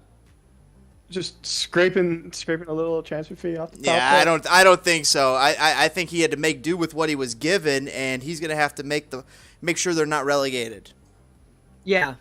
I was They're making not- fun of this time in Philadelphia. Right now, I don't know, Legia they- Warsaw, a quality team, is for where Nikolic came from, is actually under threat to be relegated. Piotr's Well, I team's mean- doing okay. You know some of the best names that have come out of Jagiellonia Bialystok. Like 2 of them play for the Fire, and both their names are Frankowski. What? Yeah. Tomasz Frankowski and Przemysław's son. Frankowski. Wow. Yeah. And also the other big name that has come from that team is Bartłomiej Dragowski, who is the top goalkeeper for Poland right now in terms of like behind Szczesny and Fabianski. Like if Dragowski was not there, I think that Solina would have done better choosing Poland. Mm-hmm. That's interesting. Instead, he chose America because he's better than Matt Turner, and we know he's better than Matt Turner. Well, yeah, obviously. Wow, I'm excited for Gaga. Gaga is the starting goalkeeper in 2026. Man, good thing I bought his For autograph US rookie card. Wow, guys, do you guys think that Gaga Slonina is going to be the starting goalkeeper for the U.S. men's national team going into the 2026 World Cup? He's not going to. Oh, 26, yeah. Yeah. Wow. He's not going to start 22. I got to go now, guys. Brady's All gonna right, be bro. behind him. All right, Jiggly, Right. thanks for hanging out, You have brother. one last question for me? Are the Fire gonna do a U.S. What's more likely, U.S. Open Cup win this season? I don't know if the U.S. Open Cup is going to happen. Oh, really? It's gonna happen. Isn't it official? Yeah. It is? Okay, they're starting prelims? Okay. U.S. They're Open starting Cup or Fire make it to the conference finals? What's more likely? It depends on seeding for the conference finals. But I think that's with what Ruben has said, like, yeah, You're getting hyped up. the I lane's feel wide it. open. No, I'm not hyped up that this team is going to be good. I'm just hyped up that like the rest of the league is so bad that they might win. Yeah. I don't Anyway. think so. I think you might be wrong in that because we always think that the league regresses, but the league tends to get better, I feel like. Literally, year over year over year. I swear to you, league as a MLS whole gets better? better every year. The Western Conference got better this season. That's the other Western question. Conference. Sometimes one leaps ahead of the other in development, but you got a good point there. You got a point there. So maybe there's things opening up for the Fire, but I think that they still have a very difficult conference to work with here. These are some very good teams, East is absolutely wide open. and that's where we're at. You're saying, right? The East, Yeah. The East is I've- wide open. There's too many questions on too many teams. and I've they been lost a few Jiggly. guys. Jiggly. Oh, I've been Jiggly. set out Follow Jacqui Parka VT on YouTube. I do anime and soccer videos sometimes, and also Sad Boys FC. And then I'm Jiggly on Twitter. You know me. Whatever. It's the other stuff that you need to follow. Bye. links in the Eat the rich. description. Eat the rich. Jiggly, thanks for coming out. Ruben, dude, I gotta ask you when we playing Fortnite, man. I don't play Fortnite. I know. When are we playing? Let's go. Fortnite sucks. No, it's the best. You're Trash game. wrong. But Trash game. But tell me what game you do play. Didn't you? It's not Warzone or what do you play? I don't really play BRs. I play a little Apex Legends, but Ooh, I will join you on a game of Apex Legends if you ever show me the way. I don't know how it works. I play a lot of card games, Legends of Runeterra, Magic the Gathering, Pokemon TCG, all that stuff. I've been thinking about trying out streaming for a while, even though the market isn't that good for it. So the market's not good for it, but what I'll say that's to you, hop on a couple streams with me every so often and game with me. I And also play Valorant and Teamfight Tactics are like the two right. I have Valorant. I could get back into it. I'm not good at it. I'm good at Fortnite. I'm good. I'm a bronze 3 at the moment. It's fine. Oh, dude, if you play League, I will play League. If you do not play League, I will never play League. I play the closest I will ever get to playing League of Legends is I play League of Legends Wild Rift on my phone. Dude, let's learn together. Never Let's go playing for bronze tier together. Ever. I'm never playing League of Legends. I am high gold in League of Legends Wild Rift, and that's where I'm going to stay for my League of Legends. Dude, you got to join me. Dude, you've never I actually just played walked real down League to of me. Legends? I will never play real League. It's it's one of the greatest games. Like it's one of those games you got to try. I played original Dota. Also, what's the Discord? Yeah, I'll send. Hold on, let me guys send you guys. I'm sorry, I got some questions about the Discord. Let me send it. Go on, Ruben. Okay, I've played original Dota, and I played a little bit of Heroes of the Storm, and that is my PC MOBA experience, and I don't want any more of it. Thank you very much. No, dude, we gotta open up the gaming experience here. We gotta. What we starts with is Fortnite. Dude, join me. Come on. I'm here for Valo. I'm here for Counter-Strike Global Offensive. Oh, you'll play CS:GO with me? Yeah, we can play CS:GO. All right. So let's get this going in the future here. We could get a little. Do you have Face It, or do we have to play matchmaking? I have nothing going in CS:GO. I've played it like 4 or 5 times. I have it installed. I got it on the Steams. But as far as playing it, yeah, I have nothing unlocked. I got more unlocked with like the naval battleship game, whatever the fuck that was. I am openly willing to teach anybody in the Chicago Fire community how to play Magic the Gathering if you want. Nope, I'm not in Magic Gathering. I have been playing Pokemon Arceus, and I've been fucking loving it. Yeah, I've been looking for a physical copy, but I can't find one, so I might just have to buy it digitally. I'll tell you this. I'm a 34-year-old guy. Pokemon, for me, was Pokemon Red and Blue and Yellow for the most part. Like, that was my Pokemon, and then Silver and Crystal. And then kind of the next ones I kind of skipped for a little bit, but I've since dabbled in them. I know, I've dabbled. Okay, I gotta say, I gotta rephrase that. I've since dabbled back into all of them, but now, like this Pokemon Arceus game, wow, it's everything I wanted Pokemon to be 20 years, like 15 years ago. I'm gonna watch professional League of Legends and play Pokemon Legends Arceus to recover from my tooth surgery. Oh, dude, you'll have a jam. Oh, yes. You will have a blast. Dude, I'm excited to hopefully get you on some games here. We'll figure it out. Valorant is definitely one of my jams. I want to get you on Fortnite, man. If you play Valorant, I think you'll be fine at Fortnite. What position do you play in Valorant? Pardon me? What position do you play? Oh, I have no idea. Who did I like to play as? I like to play as the guy who could throw up orange portals that weren't portals but would block things. Oh, you like to play smokes. I like to play smokes. Yes. So I'm what it comes down to is in League of Legends, I'm like a phenomenal support. My buddy was an ADC, and me and him always played ADC support, and so I became like a ridiculous support. So I have that kind of ingrained into me. Good. We can't play League of Legends. Good. That's fine, but I could play some Valorant. Play in the same position. It's fine. Exactly. I know positioning. I know that those kind of basics. I heard Halo's dead. Halo was alive and then it's dead. The new Halo Infinite is very good. Well, I'll play it with you because I got that too. Another thing we could jam on. I like Game Pass, so I can play that. But yeah, okay. All right, brother, dude. I'll let you go. Go have fun. Yeah. Good luck with tomorrow, man.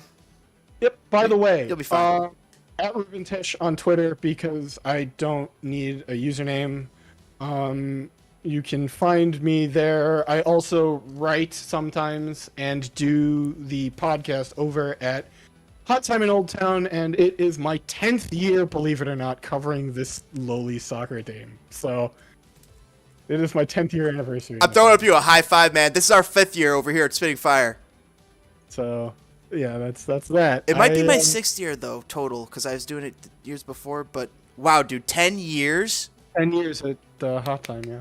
Dude, what were you doing? Wait, time out. Were you doing anything before that, or is it just with Hot Time? just with Hot Time. I was a student when I started. Just tell me how it's just before you go. Just tell me kind of how you got into it. So how I actually got into it is interesting because I wrote a fan post because I was in journalism school at the time, and SB Nation has this feature where people who don't write for the site can write things called fan posts, and I wrote a fan post about the NBC MLS TV deal, and then I was contacted by Tweed Thornton, who ran the site at the time. Tweed! Wow, Tweed's quality guy. Yep. And he got me a ticket to the AS Roma friendly at Wrigley Field. Mm-hmm. But I don't think I needed him to get me one because they were just giving seats away. Yeah. Because somebody bought them for that. But Still, that's so cool to do. That's so cool. And we talked about it. He took a chance on you. That's what he was saying. I started writing during my summer home from Mizzou, where I was at the time. And that's when I started. I covered the Red Stars in their first season over in Lisle. And then got credentialed for the Fire, and then got those credentials taken away after we became a public enemy. Public enemy number one. Well, not even public enemy, more like Nelson Rodriguez enemy number one. No, it predates Nelson Rodriguez. It predated him, correct? It was under. It was under. I think it started under Atul Khalsa, although Khalsa never. Although I could still get credentialed when Khalsa was still. I was gonna say, yeah, I thought he was okay. Yeah, he was great, actually. Mm-hmm. One of the things he did a whole media thing where he brought in all the media, and he brought in Brian Bliss and Frank Yallop to come talk about the squad, and he talked about the shirt sponsor, and we saw the black third kit that was really nice with the light blue. Bring that back. So he had like this presentation, and he talked about. Because my big thing still at the time was media rights and what was going on with that sort of stuff. And he sort of explained to me, which is why the reason why I was such a big proponent of the ESPN Plus deal, and like the only person in Fire Media as a proponent of the ESPN Plus deal, is a direct result of him coming in and basically in his thing was that the club was spending on average $3 million a season to get on television. Jesus. They were paying to get watched by no one. They were paying Comcast Sportsnet $3 million to get on TV, and to really not have not enough people watching him to justify it. That's what sucks. Yeah, that sucks. I think they were on My 50 at the time, and then had gone or were going to NBC Sports Chicago, but that's pretty irrelevant. And the ESPN Plus deal was the Fire finally getting paid. They were getting paid something like, I think it was $1 million for a season for that deal. They were finally getting money for their content as opposed to having to pay to play, which is I think where they are with the WGN contract. But I think the number is substantially less than $3 million a season, or around there. It might have been closer to 2, but regardless, they were paying to get on television at that time. And the fact that ESPN were paying the Fire for their content was actually a really big deal, and a reason enough for them to get for that deal to be good enough for the club. And like it was everything everybody complained about with MLS Live was gone, in the sense that basically what was happening was that ESPN was paying to remove the Fire's streaming blackout restriction. Yeah, they were basically, because then they could show it on Chicago Fire FC. They were showing it on like the website, and right, exactly. So even though they weren't on TV, it was better for the Fire that they were. And at the time, people thought that cable TV was dying faster than it is, because there's no question that it's actually dying. I think it's dying. I don't have cable TV. It's dying slower than a lot of people thought it would. In the mid 2010s. So in the when they made the deal, it was like streaming is it. Cable television is dying, and we're getting paid for our content. So we need to make this deal, and they made this deal, and then a lot of people complained that they weren't on TV anymore, even though ESPN Plus in a lot of ways is better than being on TV because you can get the games in 4K. It's harder to watch in bars, that's for goddamn sure, but watching at your home is easier than ever. Yeah, on your phone or in a library. Yep. Or whatever. Was a lot easier. It was just harder for bars to do it. Which, you know, is kind of important in the whole community sense, but for the club itself that's still trying to get out of the financial black hole that was the debt that was created for the sale from AEG, still 10 years later. Jeez. That getting paid for your content was good. And So also, that's why they're I still was in the same town where old man Wirtz was like, yeah, the Blackhawks don't need to be on TV. So it's a very convoluted thinking. That's the other thing. It's like, oh, he's doing a Rocky Works. Except the interesting part about that is by not being on television, the Fire were more accessible than they were when they were on television. It's what it turned out to be. Right. But that's what the deal always was, and I think people were still like, oh, we're still thinking about Rocky Words having the games not be on TV, and we were still sort of thinking about that in relation to the Fire not being on TV, as opposed to how the world has changed and how actually, push up my glasses, the Fire are more. The Fire are more accessible now that they are not on TV, as opposed to when they were on TV and their streaming and MLS's streaming service was blacking out their games. Ruben, they're set up this season to be so visible. Yeah. They're free. They're free to get. Go and watch the Chicago Fire. Watch them. In market, Click it. free on free television. The one thing I still can't figure out is, because in Canada, the WGN cable station, I believe, is still WGN Chicago and not WGN America. So I don't know if you can watch the games on TV in Canada. Or without a VPN or something like that. No, just like on TV. That was the thing about the Cubs and the Bulls when they were on WGN Superstation, is because WGN Superstation on in Canada and not WGN America, which was a separate network. Mm-hmm. You could watch Bulls and Cubs games in Canada if you got WGN.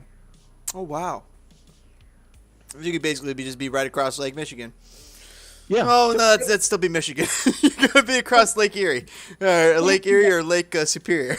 WGN is actually one of the more fascinating TV networks in the history. I love WGN. World's greatest fucking newspaper. And network. For that matter. I want to talk about the Tribune. Tribune? Yeah. There's things I like about the Tribune. Sun Times, Brian Sandaloff. Oh, I love the Sun Times. My guy, Brian Sandaloff. Our boy, friend of the show. Yeah, so I guess that's my Your origin story. my brief history. A tangent on television contracts mixed in. I know, it was awesome. Ruben, thank you so much for joining us, dude. I've been waiting to get you guys on the show. It's been awesome. So exciting. We just haven't been able to make it work because when you do your post-game stuff, I've got post-game stuff. I know. It always interferes. But hey, one thing we're going to be doing here at Spitting Fire YT, a lot more live streams during the week. Just to talk fire or do other things like game and just have fun, and we could even banter fire in between. That's kind of the plan. So it's cool to see what you're doing. One of the things we've been starting, and this is something I am prepared to talk about, is we experimented one game last year, RJ and I, doing a pregame show because the Fire don't do one. No, I experimented with that too, where it's like just kind of just having the watch along. And just doing I wanted to do like a watch along as well, like have like the score bug in the like Avast did for Overwatch League. You have like the score bug in the corner, and you're talking about the game while watching it.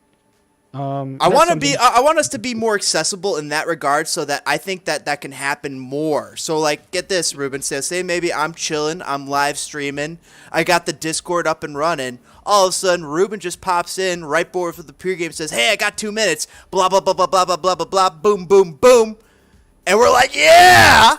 And then we get back to the pregame, and then ours was more structured. We did like, here are the lineups. What does this mean? Well, we could bring that in. We could fill it out. Like an actual I'm not even joking. I even wrote a format for it. Really? Okay. I don't know if you are familiar with the United stand. So take a look at this. So that's kind of the format though that I think I'm looking at. It was basically the United stands format where Mark Goldbridge comes on. He's got like kind of like the 10 in the lineup, or the 10 and 11, the 11 players in the lineup on the side. And you could give them real-time grades during the game, or you could wait till the end, right? And like I could just go in. I could literally just click a little edit thing, change their grade. So like, boom, it pops up on screen here, and we could give like real-time grades, or we could give them grades at the end of the thing. Talk with you guys. And the other thing is I'll be able to bring all sorts of reporters on, you guys, and then you guys are able to put your stuff out there and say, hey, follow me this and there, and all that kind of stuff. And I could kind of be the transmission window for all you guys. First of all, I have to correct you. I am not a reporter. I'm a pundit. That's even better, Ruben. Fuck yeah. What am I? Am I a podcaster or a streamer? I don't know. Or a pundit? I feel like I could pick up all three hats. I am an analyst / pundit. Yes, you are! Dude, I do not do much, if any, actual reporting. You also are a writer. Oh, you do. What are you talking about? You write. Right, but I'm not a reporter. Writing is reporting. No, it's not. Reporting is reporting. You're right. Okay. I mean, if we're talking journalism straight up, yeah, you're That's right. exactly right. Like I am not a journalist. I am an analyst and a commentator. You pull it off really well, though, Ruben. So that's what I do. You pull it off, man. Wow. I've been doing it for 10 years. I'd hope I'm a little bit good at it. Kick ass. All right, I'm going to go. All right, Ruben, we'll catch you guys later. Have a good one, man. Yep. I'm going to sign off with the show here. Yeah, have a good rest of your sign off. That's the plan. All right, brothers. All right, Spitting Fire YT fans, greatly appreciate Ruben, Adnan, Jiggly, DPG coming on, talking Chicago, talking Shaqiri, talking some amazing Chicago soccer for hours on end with the chat, the Fire Chat, the travel team, the best team in all the business, I gotta say. Out here just telling us, hey, this, hey, that, what about this? And I love it. Let's go, boys and girls. We got Xherdan SHAQIRI in tow for the 2022 Chicago Fire season. They're going to make the playoffs. That's the for sure thing. How far are they going to go? I don't even think it matters. The journey is going to be so fucking fun. It's going to be a blast. From the tippy top of from the bottom of the valley to the tippy top of the mountain, it's going to be so much fun. You're not even going to believe it. Even if we might not make it to the very, very tippy top, our boy is going to be over at at the World Cup, making some hay, and also the captain of the Swiss national team. That's just one of our guys. Who knows what other magical things are going to happen over the course of this entire MLS season. It's going to be beautiful. It's going to be fun. We have something fun to watch here in Chicago for the first time, I think, in a few years. Ever since maybe the Basti years. Basti years were some fun years, but then there was a bit of quiet in Chicago. It got quiet. The embers grew cold for a minute. But hey, somebody stepped on those embers and they realized, holy shit, that thing is blazing hot still. They kicked it up. They grabbed a stick. They dug up the embers. They shifted out the sand. They blew some. They took their little flume. They just...